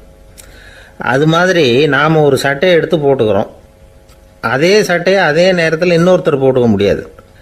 புலன்களுக்கு களிப்பை தரக்கூடிய இது மாதிரி பொருள்கள்லாம் முதல் தடவை நமக்கு கொடுக்குற களிப்பை 2வது தடவையும் கொடுக்காது. 3வது தடவை இன்னும் குறையும், கடைசியில் வெறுப்பாக மாறிடும். ஒவ்வொன்றா இட்லியை தொடர்ந்து சாப்பிட்றோம்னு வச்சுக்கோங்க, முதல் இட்லி தரக்கூடிய சுவையை 30வது இட்லி தராது. முதல் தடவை புது சட்டையை போட்டுக்கிறப்போ நமக்கு இருக்கிற களிப்பு அதே சட்டையை வந்து 100வது தடவையாக போட்டுக்கிறோம்னு வைங்க, அப்போ இருக்குமா? இருக்காது. இதுதான் களிப்பு. அதாவது சீக்கிரமே சலிப்பை தரக்கூடியது. ஒருத்தர் எடுத்துக்கிட்டால் இன்னொருத்தருக்கு குறைஞ்சி போகக்கூடியது. ஆனால் மகிழ்ச்சிங்கிறது அப்படி இல்லை. ஒருத்தர் அனுபவிக்கிறதுனால இன்னொருத்தருக்கு குறைஞ்சி போகாது. இப்போ காலையில் சூரியன் உதயம் ஆகிறத பார்த்து சந்தோஷப்படுறோம், அதையே இன்னொருத்தரும் பார்த்து சந்தோஷப்படலாம். ஒரு நல்ல சங்கீதத்தை கேட்குறோம், ஒரு அழகான ஓவியத்தை ரசிக்கிறோம், நீங்கள் ரசிக்கிற அதே நேரத்தில் இன்னொருத்தரும் அதை ரசிக்கலாம். அதனால் அது குறைஞ்சி போகிறதில்ல. இது மகிழ்வு. ஆனால் ஒன்று, ஒரே பாடலை வந்து திரும்ப திரும்ப கேட்டுக்கிட்டு இருந்தால் கடைசியில் அலுப்பு தட்டும். அதாவது மகிழ்வுங்கிறது எப்படின்னா, மற்றவங்களோட பகிர்ந்து கொள்றதுனால குறையாது. ஆனால் ஒரே பொருள் மீண்டும் மீண்டும் வந்து அனுபவிப்பை தர்றப்போ முதல்ல மகிழ்வு அதிகரித்து அதுக்கப்புறம் அது மங்கி மறைஞ்சு போயிடும். இதுதான் அந்த மகிழ்வுங்கிறதுக்கு இலக்கணம். சரி, இப்போ 3வதாக சுகம் தரக்கூடிய ஆனந்தம்ங்கிறது எப்படின்னா, இது நமக்கு உள்ளே இருந்து சுரக்கிறது. மனசு வந்து சலனங்கள்லேருந்து விடுபடுறப்போ இந்த ஆனந்தம் வந்து நமக்கு கிடைக்கும். இது வந்து நிலையான சுகம், ஆத்ம சுகம். களிப்பிலிருந்து மகிழ்வுக்கும் மகிழ்விலிருந்து ஆனந்தத்துக்கும் செல்றது தான் மனிதன் நடத்த வேண்டிய முக்கியமான பயணம். இவ்வளவு விஷயத்தையும் கேட்டுட்டு இந்த காலத்து பையன் ஒருத்தன் வந்தான். சார், இப்போ நீங்கள் ஒரு சாப்பாட்டு மேசையில் ஒரு 10 இட்லி வைக்கிறீங்க, என்ன உட்கார வைங்க, எதிரில் இன்னொருத்தனை வந்து உட்கார வைங்க, நான் வந்து களிப்பு மகிழ்வுலாம் தாண்டி நேரடியாக ஆனந்தத்துக்கு பயணம் பண்ணி காட்டுறேன் அப்படின்னா. ஒன்றும் புரியல அவன் சொன்னது. அது எப்படி, அப்படி என்ன பண்ணுவ நீ அப்படின்னு சொல்லி கேட்டோம் ஆச்சரியமா.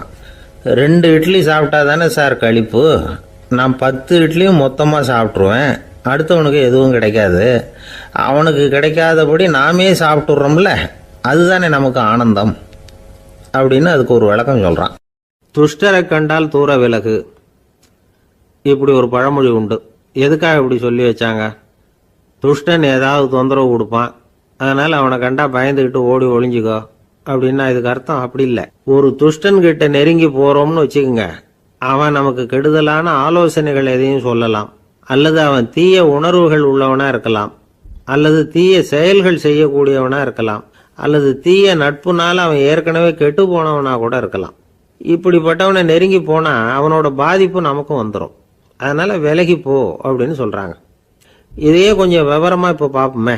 இப்போ இந்த துஷ்டர்களை வந்து 4 வகையாக பிரிக்கிறாங்க. இந்த 4 வகைக்கும் உதாரணம் வேணும்னா வேற எங்கேயும் போக வேண்டியதில்லை, மகாபாரதத்தை பார்த்தாவே போதும். அதில் இந்த 4 வகையான தீயோரும் வர்றாங்க. முதல் வகைக்கு உதாரணம் சகுனி. இவன் மனசில் எப்பவும் தீய எண்ணங்கள் தான் நிறைஞ்சிருக்கும், கனவுல கூட தீய ஆலோசனைகள். யாராவது ஒருத்தர் நல்லபடியாக வாழ்ந்தா அதை இவனால் சகிச்சிக்க முடியாது. இப்படிப்பட்டவனோட நெருங்கிய தொடர்பு துரியோதனனுக்கு கிடைச்சிது. துரியோதனன் எப்படின்னா, அவன் ஏற்கனவே தீய காரியங்கள் செய்யறதுக்கு தயங்காதவன். அப்படிப்பட்டவனுக்கு தீய போதனைகள் செய்யறதுக்கு சகுனி உதவுனான். இந்த 2 பேரோட சகவாசம் இன்னொருத்தனுக்கு கிடைச்சது. அவன் யாருன்னா துச்சாதனன். அவன் தீய நடத்தை உள்ளவன். இந்த 3 பேரும் ஒன்று சேர்ந்தா என்னத்துக்கு ஆகும்? உலகமே கெட்டு போடும்ல. இந்த 3 துஷ்டர்களோட நல்லவன் ஒருத்தன் வந்து சேர்ந்தான், அவன் தான் கர்ணன். கர்ணன் வந்து இயல்பாகவே உத்தம குணம் உள்ளவன். அவன் நல்லவங்களோட சேராமல் இப்படிப்பட்ட கெட்டவங்க கிட்ட வந்து நட்பு வச்சுக்கிட்டான். அதனால் அவனும் தீய செயல்களில் ஈடுபடுறது மாதிரி ஆயிடுது. துரியோதனனுடைய நண்பனா அவனுடைய ஆதரவில் வளர்ந்ததுனால அவனுக்கு துணையாக இருக்க வேண்டியிருக்குது அப்படின்னா. நட்பு உரிமையினால் உதவி புரிய வேண்டியது சரிதான், அது தப்புன்னு சொல்ல முடியாது. இருந்தாலும் தீய செயல்களுக்கு உதவி செய்கிறது சரியில்லை. புத்தி பலம் புஜ பலம் எல்லாம் இருந்தால் கூட தெய்வ பலம் இல்லைன்னா ஜெயிக்க முடியாது. கர்ணன் மகா வீரன், இருந்தாலும் கடைசியில் அவன் கதி என்னாச்சு? அவங்ககிட்ட எல்லா நல்ல குணங்களும் இருந்தது, இருந்தாலும் ஏன் இப்படி ஆச்சு? தீயவர்களுடைய சேர்க்கை தான் காரணம். அவங்களோட சேர்ந்ததுனால இவனையும் அப்படியே நினைக்க ஆரம்பிச்சுட்டாங்கல்ல. 4 வகை துஷ்டர்களில் இவனும் ஒரு வகை அப்படின்னு சொல்ல ஆரம்பிச்சிட்டாங்க. அதாவது தீய ஆலோசனைக்கு சகுனி, தீய உணர்வுகளுக்கு துரியோதனன், தீய செய்கைக்கு துச்சாதனன், தீய நட்புக்கு கர்ணன். இப்படி உதாரணமாயிட்டான். அதனால தான் துஷ்டரை கண்டால் தூர விலகு அப்படின்னு சொன்னாங்க. அது புராண காலம். இப்பெல்லாம் நிலைமை கொஞ்சம் வேற விதமாக இருக்குது. அன்னைக்கு ஒரு நாள் அப்படிதான் ஒரு காட்டு பாதையில் யாரோ ஒருத்தர் அடிபட்டு கிடந்தார்.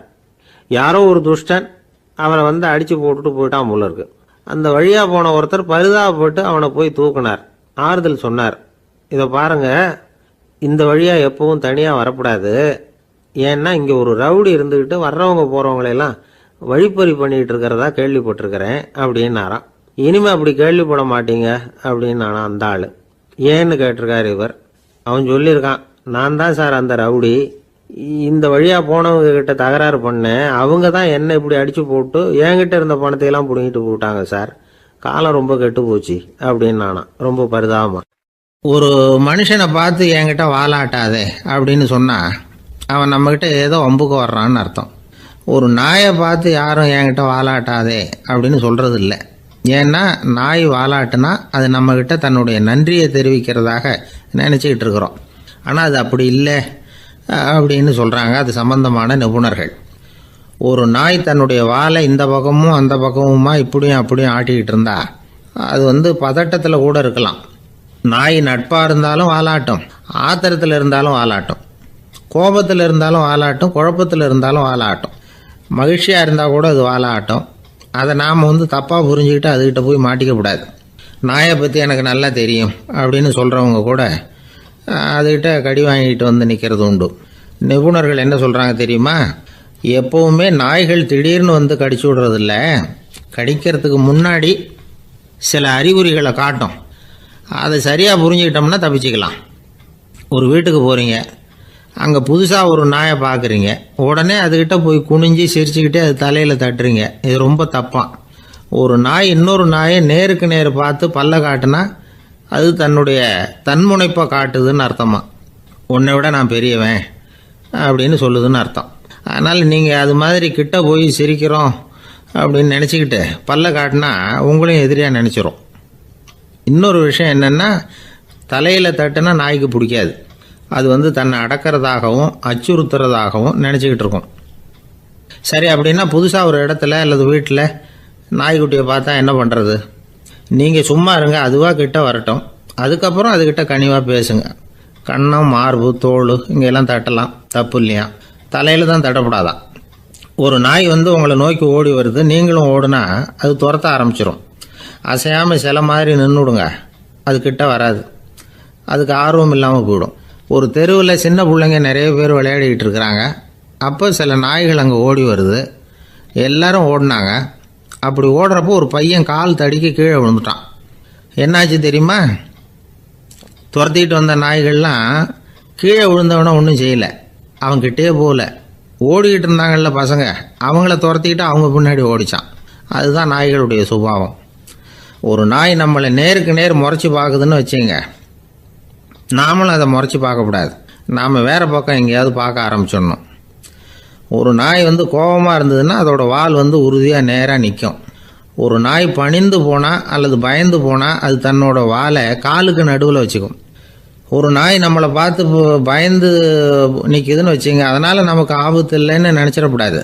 உங்களை பார்த்துட்டு ஒரு நாய் ஒடுங்குச்சுன்னா நீங்கள் விலகி போயிடணும் அப்படின்னு அது நினைக்குது. நிறைய பேர் பயந்து போன நாயால் கடிபடுறாங்க. இவன் நம்மளை விட பெரிய ஆள், மாட்டிக்கிட்டோம், வேற வழி இல்லை அப்படிங்கிற நினப்பில் தான் நாய் கடிக்க ஆரம்பிக்குதான். இதே மாதிரி சங்கிலியால் கட்டி போடப்பட்டிருக்கிற நாயும் ஆபத்தானது தான். தொடர்ந்து கட்டி போட்டிருந்தா காலப்போக்கில் அது ஒரு மாதிரி ஆகிடும். நாய் குழந்தைகளை கடிக்காது அப்படின்னு சில பேர் சொல்லுவாங்க. அதுவும் ஒரு தவறான நம்பிக்கை. அதனால் சின்ன குழந்தைகளை தனியாக நாயோட விளையாட விடக்கூடாது.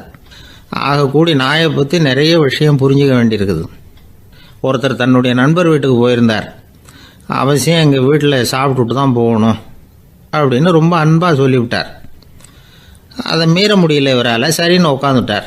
சாப்பாடு போட்டாங்க. சாப்பிட ஆரம்பித்தார். அவங்க வீட்டில் கட்டி போட்டிருந்த நாய்க்குட்டி இவர் சாப்பிட்றத முறைச்சி பார்த்துது.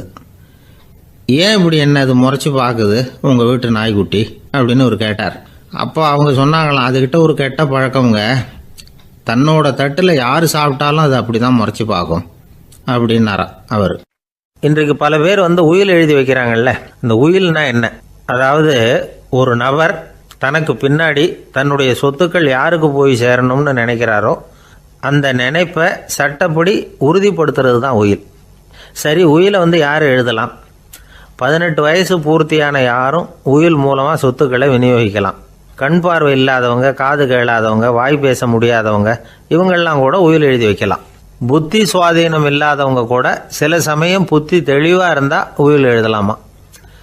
குடிபோதையில் இருக்கிறவங்க, தாங்கள் என்ன செய்கிறோங்கிறது தெளிவாக அறிய முடியாதவங்க, நோய் நொடியில் இருக்கிறவங்க, இவங்கெல்லாம் உயில் எழுத முடியாது. ஒருத்தரை நிர்பந்தப்படுத்தி ஏமாற்றி அல்லது சுய நினைவில்லாத ஒருத்தர்கிட்ட எழுதி வாங்கி வைக்கிற உயில் செல்லாது. உயிலை இந்த முறையில் தான், இந்த படிவத்தில் தான் எழுதணும்னு சட்டத்தில் விதி எதுவும் கிடையாது. இதுக்கு முத்திரை கட்டணமும் கிடையாது. உயிலை வெற்று காகிதத்தில் எழுதலாம். அச்சடிக்கணும், டைப் அடிக்கணுங்கிற அவசியம் கூட இல்லை. கையாலேயே கூட எழுதலாம். எழுதி இருக்கிறது புரியணும், அவ்வளவுதான். குறைந்தபட்சம் 2 சாட்சிகளை வச்சுக்கிட்டு உயில் எழுதுகிறவர் அதில் கையெழுத்து போடணும். கையெழுத்து போட தெரியாதுன்னா இடது கை பெருவிரல் ரேகை வைக்கலாம். உயில் சாசனத்துக்கு சாட்சிகள் கையெழுத்து இல்லைன்னாலும் அது செல்லாது. அப்புறம் ப்ரிவிலேஜ்டு வில் அப்படின்னு இருக்கு. அதுக்கு மட்டும் சாட்சிகள் தேவையில்லை. அது என்னென்னா, இந்த விமானப்படை, கப்பல் படை அல்லது யுத்தத்தில் பணிபுரியும் நபர்கள் அவங்கெல்லாம் இருக்கிறாங்க இல்லையா, அப்படிப்பட்டவங்க எழுதுகிற உயில் அது. அதுக்கு சில விசேஷ சலுகைகள் உண்டு. ஒருத்தர் முதல்ல ஒரு உயில் எழுதி வைக்கிறார், அதுக்கப்புறம் மனசு மாறி போகுது, அது வேணாம்னு நினைக்கிறார், ரத்து செஞ்சுடலாம். அதுக்கப்புறம் வேறு உயிலும் எழுதலாம். உயிரோடு இருக்கிற வரைக்கும் எத்தனை தடவை வேணும்னாலும் உயில் எழுதலாம். கடைசியாக எழுதப்பட்ட உயில் சட்டப்படி சரியாக இருந்தால் அதுதான் அமலுக்கு வரும். சரி, எழுதுகிற உயிலை ரகசியமாக வச்சுருக்கிறது எப்படி? இது ஒரு கேள்வி. இதுக்கு என்ன செய்யணும்னா, ஒருத்தர் உயிலை எழுதினதுக்கு அப்புறம் அவர் தானாவோ அல்லது அங்கீகரிக்கப்பட்ட முகவர் மூலமாகவோ, அதாவது ஒரு ஏஜெண்ட் மூலமாகவோ, ஒரு கவரில் போட்டு சீல் வச்சு கவர் மேலே தன்னுடைய பெயரை எழுதி அல்லது அந்த ஏஜெண்ட் பெயரை எழுதி கவர் மேலே என்ன அடக்கம் செய்யப்பட்டிருக்கு, உள்ளே என்ன இருக்குது அப்படிங்கிற விவரம்லாம் எழுதி சார் பதிவாளர்கிட்ட ஒப்படைக்கலாம். இதுக்கு கட்டணம் உண்டு. அதுக்கப்புறம் எப்போ தேவைப்படுதோ அப்போ ஒரு மனு கொடுத்து அந்த கவரை திரும்ப வாங்கிக்கலாம். இப்போ எழுதுகிற உயிலை இவ்வளவு நாளுக்குள்ளே பதிவு செய்யணுங்கிற கால வரையறை உண்டா அப்படின்னு ஒரு கேள்வி வரலாம் இல்லையா? எப்போ வேணும்னாலும் பதிவு செய்யலாம். நம்மால் ஒருத்தர் ஒரு நாள் ரொம்ப அவசரமாக வந்தார். இந்த உயில் எழுதுறது சம்பந்தமாக பூரா விவரமாக எனக்கு உடனே தெரியணும்னார். நான் உடனே அவரை வக்கீல் ஒருத்தர்கிட்ட அழைச்சிட்டு போனேன். இவர் அவர்கிட்ட எல்லா விவரமும் கேட்டு தெரிஞ்சுக்கிட்டார். ரொம்ப தேங்க்ஸ்ன்னு சொல்லிவிட்டு 2 பேரும் வெளியில் வந்தோம். அதுக்கப்புறம் இவர்கிட்ட கேட்டேன், ஆமாம் இவ்வளவு விவரமாக கேட்குறீங்களே, உங்களுக்கு எத்தனை பிள்ளைங்க சார் அப்படின்னு கேட்டேன். 6 பேர் சார் அப்படின்னார். சரி, இருக்கிற சொத்து எவ்வளவுன்னு கேட்டேன். அதை இனிமே தான் சம்பாதிக்க போகிறேன் அப்படின்னார். ஒரு ஊரில் ஒரு மன்னர் இருந்தார். அழகான அரண்மனையில் அவர் இருந்தார். அந்த அரண்மனையை விட அழகாக ஒரு மாளிகையை அந்த ஊர்லேயே வேற ஒருத்தன் கட்டியிருந்தான். அப்படி கட்டி முடித்ததில் அவனுக்கு ரொம்ப பெருமை. எத்தனையோ செல்வந்தர்கள்லாம் பார்த்துட்டு, இந்த மாளிகையை விலைக்கு கொடுத்துட்றியா, எவ்வளவு விலை சொன்னாலும் சரி நாங்கள் வாங்கிக்கிறதுக்கு தயாராக இருக்கோம் அப்படின்னு சொல்லி கேட்டு பார்த்துட்டாங்க. நான் இதை விற்கிறதுக்கு தயாராக இல்லை அப்படின்னு சொல்லிவிட்டான். அவ்வளவு சிறப்பாக கலை அம்சத்தோடு அதை கட்டி முடிச்சிருக்கிறான். அதுவே ஒரு பெரிய அரண்மனை மாதிரி இருந்ததுன்னா பார்த்துங்களேன். சுற்றிலும் அழகான பூந்தோட்டம். ஒரு நாள் அவன் எங்கேயோ வெளியூர் போயிட்டு திரும்பி வந்துக்கிட்டு இருக்கிறான். அப்போது அந்த மாளிகை தீப்பெட்டி எரிஞ்சிக்கிட்டு இருக்கு. பதறி போட்டான். விலைக்கு கேட்டவங்க யாராவது இதை செஞ்சுருக்கணும், இல்லைன்னா மன்னரே செய்த சதியே என்னவோ, இப்படிலாம் அவனுக்கு சந்தேகம். ஒரு மூலையில் உட்காந்து அழ ஆரம்பிச்சிட்டான். அந்த சமயத்தில் அவனுடைய மகன் அங்கே ஓடி வந்தான். அப்பா அழாதீங்க, இதை நான் நேற்று ராத்திரியே நம்ம ஊர் மன்னருக்கு விற்றுட்டேன். இதை கட்டி முடிக்க நமக்கு எவ்வளவு செலவாச்சோ அதை போல் 3 மடங்கு விலைக்கு விற்றுட்டேன். கவலைப்படாதீங்க, இதை விட அழகான மாளிகையை நாம் புதுசாக கட்டிக்கலாம்னா. இதை கேட்டதும் அழுதுகிட்டு இருந்தவன் அழுகையை நிறுத்தினான், சிரிக்க ஆரம்பிச்சிட்டான். இதே இடத்த நான் வந்து மன்னர்கிட்ட இருந்து விலைக்கு வாங்குவேன், இதை விட அழகான மாளிகையை கட்டுவேன் அப்படின்னு சுற்றி நின்று எல்லார்கிட்டையும் சொல்லிக்கிட்டு இருந்தான். இந்த சமயத்தில் அவனோட இளைய மகன் ஓடி வந்தான். அப்பா, அண்ணன் சொன்னதெல்லாம் சரிதான், மன்னர்கிட்ட விலை பேசினதெல்லாம் உண்மைதான், ஆனால் விற்றது பேச்சு அளவில் தான். இனிமே தான் பத்திரம் வாங்கணும், எழுதணும், நீங்கள் கையெழுத்து போடணும், பதிவு பண்ணணும், மன்னர்கிட்ட பணம் வாங்கணும். அதுக்காகத்தான் உங்களை எதிர்பார்த்துக்கிட்டு இருந்தோம். அதுக்குள்ளே இப்படி ஆயிட்டுதுன்னா. இப்போ சிரிச்சுக்கிட்டு இருந்தவன் சிரிப்பை நிறுத்தினான். மறுபடியும் குழந்தை மாதிரி அழ ஆரம்பிச்சிட்டான். இது ஒரு சம்பவம். இதிலிருந்து என்ன தெரியுது? அந்த அழகான மாளிகை தன்னுடையது அப்படின்னு நினைக்கும் பொழுது அவனுக்கு அழுகை வந்தது. அது தன்னுடையது இல்லை அப்படின்னு நினைக்கிற போது சிரிப்பு வந்தது. மறுபடியும் அது தன்னுடையது தான் அப்படிங்கிற உணர்வு வரும்பொழுது அழுகை. எது எதிலிருந்து நீ நீங்கி இருக்கிறாயோ அது அதிலிருந்து உனக்கு துன்பம் இல்லை அப்படிங்கிறார் திருவள்ளுவர். இந்த உடம்பு என்னுடையதில்லை அப்படிங்கிற உணர்வு வந்துட்டா அது ஒரு பெரிய நிலை. அந்த நிலை வந்து வரணும். எல்லாத்தையும் பயன்படுத்திக்கலாம், ஆனால் பற்றில் விழுந்துடக்கூடாது. உலகத்தில் இருங்கள், ஆனால் உலகத்தவராக இருக்காதீர்கள். உலகிற்குள் இருங்கள், உலகம் உங்களுக்குள் வந்துவிட அனுமதிக்காதீர்கள். விலகி இருங்கள், விழித்திருங்கள், மௌனமாய் பார்த்திருங்கள் அப்படிங்கிறது சான்றோர் கருத்து. செய்ய வேண்டிய கடமையிலிருந்து விலகி இருக்கிறவர்கள் நம்மகிட்ட நிறைய பேர் உண்டு. அப்படிப்பட்ட ஒருத்தர் டாக்டர்கிட்ட போனார். டாக்டர், நான் ஒரு கவர்மெண்ட் ஆஃபீஸில் வேலை பார்க்குறேன், எனக்கு ஒரே அசதியாக இருக்குது, என்னை சோதிச்சு பாருங்கள், ஆலோசனை சொல்லுங்கள் ஏதாவதுன்னார். டாக்டர் அவரை பரிசோதனை பண்ணி பார்த்துட்டு சொன்னார், இதை பாரு, உனக்கு இப்போ தேவைப்படுறது முழு ஓய்வு. நீ எவ்வளவு சீக்கிரமாக ஆஃபீஸுக்கு போறியோ அவ்வளவுக்கு உனக்கு நல்லது அப்படின்னாராம். ஒரு ஊரில் ஒரு ஆள் இருந்தான். கற்பனையிலேயே காலத்தை கடத்திக்கிட்டு இருந்தான். ஒரு நாள் ஒரு மரத்தடியில் உட்காந்துருந்தான். அவனுக்கு பசிக்கிற மாதிரி தெரிஞ்சுது. உடனே கற்பனையிலேயே சாப்பிட ஆரம்பிச்சிட்டான். அதாவது எதிரில் இலை போட்டு சாப்பாடு போடப்பட்டிருக்கிறதாகவும் அதை இவன் சாப்பிட்றதாகவும் நினச்சிக்கிட்டு கையை மட்டும் வாய்க்கும் தரைக்குமா அப்படியும் இப்படியும் கொண்டுகிட்டு போய் பாவனை பண்ணிக்கிட்டே இருக்கிறான். தூரத்தில் இருந்து பார்க்குறவங்களுக்கு இவன் ஏதோ பலமான விருந்து சாப்பிட்டுக்கிட்டு இருக்கிறான் அப்படின்னு தான் தோணும். அது மாதிரியே பண்ணிக்கிட்டு இருந்தான்.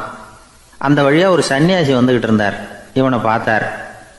என்ன இவன் இப்படி பண்ணிகிட்டு இருக்கிறானே அப்படின்னு நினச்சாரு. கொஞ்ச நேரம் அவனையே உத்து பார்த்துக்கிட்டு இருந்தார். இவரை பார்த்ததும் அவன் இன்னமும் சுவாரஸ்யமாக சாப்பிட ஆரம்பிச்சிட்டான். அப்பப்பா, என்ன இது, இந்த குழம்பு இவ்வளவு காரமாக இருக்குது, என்னுடைய நாக்கே எரிஞ்சு போடும் போல இருக்கு அப்படின்னு சொல்லிக்கிட்டு பக்கத்தில் ஒரு குவளையை எடுத்து தண்ணி குடிக்கிறது மாதிரி பாவனை பண்ணுறான். அப்பாடா, இப்போ கொஞ்சம் பரவாயில்ல அப்படின்னு சொல்லிக்கிட்டு குவளையை கீழே வைக்கிறது மாதிரி ஒரு பாவனை பண்ணுறான். சன்னியாசி பார்த்தார். என்னப்பா, சாப்பாட்டில் காரம் அதிகமோ அப்படின்னார். ஆமாம் சுவாமி, ஞாபகம் மறதியில் கொஞ்சம் மிளகாய் அதிகமாக சேர்த்துக்கிட்டேன் அப்படின்னா.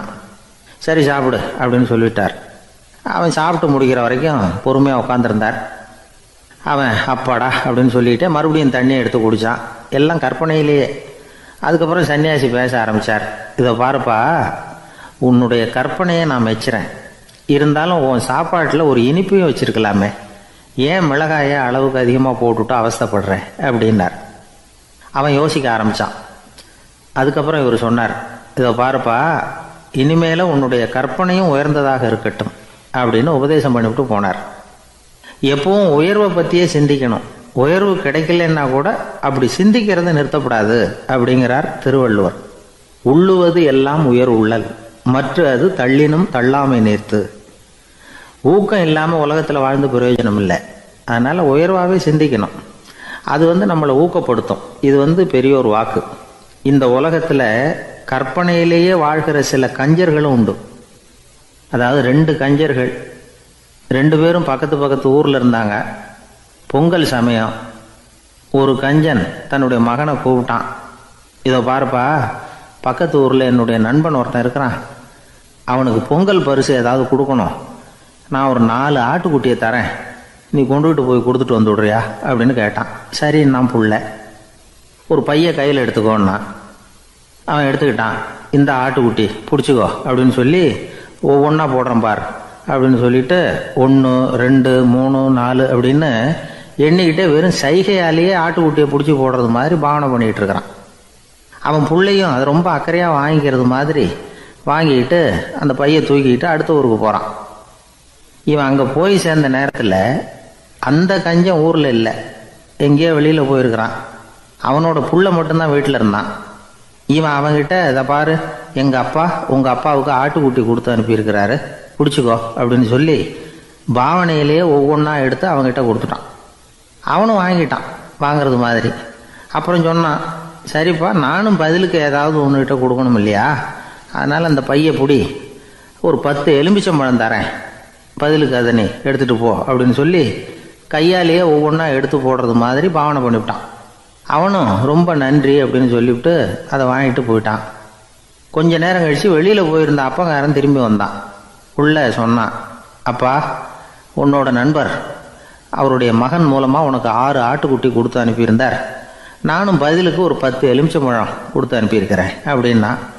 எப்படிடா கொடுத்தேன்னு கேட்டார் அப்பா.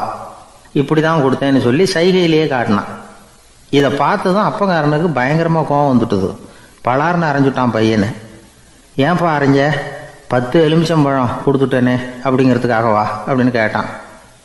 அது கூட பரவாயில்ல, நீ காட்டுற சைகையை பார்த்தா ஆரஞ்சு பழம் சைஸுக்கு இருக்குதே, அவ்வளவு பெருசாக ஏன் கொடுத்த, அதுதான் எனக்கு கோபம் அப்படி. ஒரு நண்பர் யாருக்கோ ஃபோன் பண்ணிகிட்டு இருந்தார். அவர் பேசி முடித்ததும் நான் அவரை பார்த்து, இப்போ ஃபோன் பண்ணிங்களே அந்த ஃபோன் நம்பர் என்ன அப்படின்னு கேட்டேன். அவர் தலையை சொரிஞ்சுக்கிட்டார், ஞாபகம் வரலன்னார். சரி சார் அதை விடுங்க, உங்கள் மனைவி பேர் என்ன அப்படின்னு கேட்டேன். மாலதின்னார். என்ன சார் இது வேடிக்கை, கொஞ்ச நேரத்துக்கு முன்னாடி பேசின ஃபோன் நம்பர் மறந்து போச்சு, எப்போவோ கல்யாணம் பண்ணிக்கிட்ட மனைவி பேர் மறக்கலை, அதை கரெக்டாக சொல்லிவிட்டீங்களே அப்படின்னு கேட்டேன். அவர் என்னை ஒரு மாதிரியாக பார்த்தார். அவர் அப்படி என்னை பார்த்ததில் ஒன்றும் தப்பு இல்லை, ஏன்னா நாம் எல்லாருமே அப்படித்தானே, ஒரு குறிப்பிட்ட காரியத்துக்காக தொலைபேசியில் ஒருத்தட்ட பேசுகிறோம், அதுக்கப்புறம் அந்த எண் நமக்கு அனாவசியம், அதனால் மறந்துடுறோம். இதுக்கு பேர் தான் தற்காலிக ஞாபகம். ஆனால் மனைவி பேரை மறந்துட முடியுமா? முடியாது. அது அவசியமான ஒன்று. அடிக்கடி அந்த பேரை உபயோகப்படுத்துகிறோம், அதனாலேயும் அது முக்கியங்கிறதுனாலேயும் அதை மறக்கறதில்ல. இதுக்கு பேர் நிரந்தர ஞாபகம். சரி, இந்த தற்காலிக ஞாபகம், நிரந்தர ஞாபகம், இது 2 ஞாபக அளவுகளையும் கட்டுப்படுத்துறது எது அப்படின்னா மூளைக்குள்ளே நடக்கிற மின்சார நடவடிக்கைகள் தான். தற்காலிக ஞாபகம் ஒரு மின்னல் மாதிரி தோன்றி மறையுது. நிரந்தர ஞாபகம் ஒரு படிவம் போல மூளையில் படிஞ்சுடுது. ஒரு சம்பவத்தின் பல பிரதிகள் மூளையில் பல்வேறு பகுதிகளிலேயும் படிகிறதுனால ஒன்று மறைஞ்சாலும் மறந்தாலும் இன்னொன்று மறையறதில்லை. இப்படிப்பட்ட நிலைமையில தான் இந்த தொண்டையில் இருக்கு, வாயில் வரமாட்டேங்குது சார் அப்படிமா. ஒருத்தருக்கு எந்த துறையில் ஆர்வமும் ஈடுபாடும் அதிகமோ அது சம்பந்தமான ஞாபக சக்தி அதிகமாக இருக்கும். தொழிலை விரும்புகிற ஒரு டெலிஃபோன் ஆப்ரேட்டருக்கு எண்கள்லாம் நல்ல ஞாபகம் இருக்கும். அது மாதிரி கவிஞர்களுக்கு வார்த்தைகள் நல்ல ஞாபகத்தில் இருக்கும். இது ஒரு பக்கம் இருந்தாலும் ஒரு மூளை எண்களை விட எழுத்துக்களை விட படங்களை ரொம்ப சுலபமாக ஞாபகத்தில் வச்சுக்குது. புரிஞ்சுக்கிற தன்மை, அனுபவம், புத்தி கூர்மை இது கூடி குறையிறத பொறுத்து ஞாபக சக்தியும் ஏறும் இறங்கும். இப்போ உதாரணத்துக்கு ஒரு பையனுக்கு படித்தது எதுவும் ஞாபகத்தில் இல்லைன்னா அவன் அதை சரியாக புரிஞ்சுக்கலைன்னு அர்த்தம். இந்த மறதிங்கிறது எந்த சமயத்தில் ஒரு பிரச்சனை ஆகுது தெரியுமா? உங்களுக்கு வேண்டியப்பட்ட ஒருத்தரை ஞாயிற்றுக்கிழமை சாயந்தரம் சரியாக 5 மணிக்கு கடற்கரைக்கு வர சொல்லிவிட்டு அந்த நேரத்தை மறந்துவிட்டா அது பரவாயில்ல, வர சொன்னதையே மறந்துவிட்டா தான் நிலைமை மோசம்னு அர்த்தம். இப்படி இருந்தால் இது சிகிச்சை எடுத்துக்க வேண்டிய நிலைமைங்கிறத புரிஞ்சுக்கணும். ஆமாம், இதுக்கும் மருந்து இருக்குது. ஆனால் மூளை குறிப்பிட்ட அளவுக்கும் கீழே இயங்குறப்போ இன்னொன்று சொல்லுவாங்க, இந்த நியூரோ டிரான்ஸ்மிட்டர் அப்படின்னு சொல்லுவாங்க. அப்படிங்கிற மூளை ரசாயனம் ரொம்பவும் குறைஞ்சி போகிறப்போ மட்டும்தான் உபயோகப்படும். டாக்டர் என்ன சொல்கிறாங்க தெரியுமா? மூளையை பொறுத்த வரைக்கும் அதில் ஞாபக சக்தி அதிகமாக உள்ள மூளை, மறதி உள்ள மூளை அப்படின்னு ஒன்றும் கிடையாது அப்படிங்கிறாங்க. நினைவு வச்சுக்கிறதுக்கு பயிற்சி அளிக்கப்பட்ட மூளை, பயிற்சியற்ற மூளை அப்படின்னு வேணும்னா சொல்லலாம் அப்படின்னு சொல்கிறாங்க. அதனால் நம்ம ஞாபக சக்திங்கிறது நம்மக்கிட்ட இருக்கிற பயிற்சி, முயற்சி இதை பொறுத்து தான் அமையும். ஒருத்தர் ஒரு பென்சிலை எங்கேயோ வச்சுக்கிட்டு தேடிக்கிட்டு இருந்தார். அப்புறம் என்னமோ தீவிரமாக யோசனை பண்ணி அதை ஞாபகப்படுத்தி பார்த்துக்கிட்டு இருந்தாராம். எதிரில் உட்காந்துருந்தவர் சொன்னார், பென்சிலை தானே தேடிக்கிட்டு இருக்கீங்க, அது உங்கள் வலது காதில் இருக்குது சார் அப்படின்னாராம் அவர். இதுக்கு அவர் சொல்லியிருக்காரு, பென்சிலை வலது காதில் தான் வச்சுருக்கேங்கிறது எனக்கு நல்லா ஞாபகம் இருக்குது, ஆனால் எது வலது காதுங்கிறது தான் மறந்து போச்சு அப்படின்னாராம். அவர் அதை தான் யோசிச்சுட்டு இருந்திருக்கிறார். எனக்கு ஒரு உதவி செய்யணும் அப்படின்னு நம்மளை பார்த்து ஒருத்தர் கேட்குறாருன்னு வச்சுங்களேன், உடனே நாம் அவரை பார்த்து என்ன உதவின்னு கேட்போம். இதுதான் சராசரி மனிதர்களின் இயல்பு. ஆனால் ஒருத்தர் எனக்கு ஒரு உதவி செய்யணும் அப்படின்னு கேட்ட உடனே என்ன உதவின்னு கூட கேட்காம சரி செய்கிறேன் அப்படின்னு ஒத்துக்கிறது இருக்கு பாருங்கள், அது கொஞ்சம் அபூர்வம். அந்த காலத்தில் ஒருத்தர் இருந்தார். அவர் எப்படி தெரியுமா, உதவி கேட்குறவங்க நல்லவங்களா கெட்டவங்களா அப்படின்னு கூட பார்க்கல, தனக்கு நன்மையா தீமையா அப்படின்னு கூட பார்க்கல, உதவி செய்கிறேன்னு புறப்பட்டு விட்டார். அவர் யார் தெரியுமா, அவர் தான் நல சக்கரவர்த்தி. அவர் மாதிரி நாமும் உதவி கேட்குறவங்களுக்கு உடனே உதவி செய்கிறதுக்கு தயாராக இருக்கணும் அப்படின்னு சொன்னார் ஒரு ஆன்மீக பேச்சாளர். நல சரித்திரத்தை அவர் சொல்லிக்கிட்டு இருந்தார். இந்திரன், அக்னி, வருணன், யமன் இவங்க 4 பேரும் நலனை பார்த்து எங்களுக்கு நீ உதவி செய்யணும், எங்களுக்காக நீ தூது போகணும் அப்படின்னு கேட்குறாங்க. யாருக்கிட்ட தூது போகணும், என்ன காரியத்துக்காக போகணும் அப்படின்னு கேட்கணும்ல. நலன் அப்படி கேட்கவே இல்லை, உடனே சரின்னு ஒத்துக்கிறான். அதுக்கப்புறம் அவங்க விவரம் சொல்கிறாங்க, என்ன உதவி, யாருக்கிட்ட தூது போகணும் அப்படிங்கிற விவரத்தை சொல்கிறாங்க. நலனுக்கும் அப்புறம்தான் புரியுது, எந்த தமயந்தியை இவன் காதலிச்சானோ, எந்த தமயந்தின் சுயம்பரத்துக்காக இவன் போய்கிட்டு இருக்கிறானோ அந்த தமயந்தியை பார்த்து தங்களுக்காக அவகிட்ட வாதாடணும், பேசணும், தங்களில் ஒருத்தரை கல்யாணம் பண்ணிக்கும்படியாக கேட்கணும் அப்படின்னு அவங்க 4 பேரும் நலன்கிட்ட கேட்குறாங்க.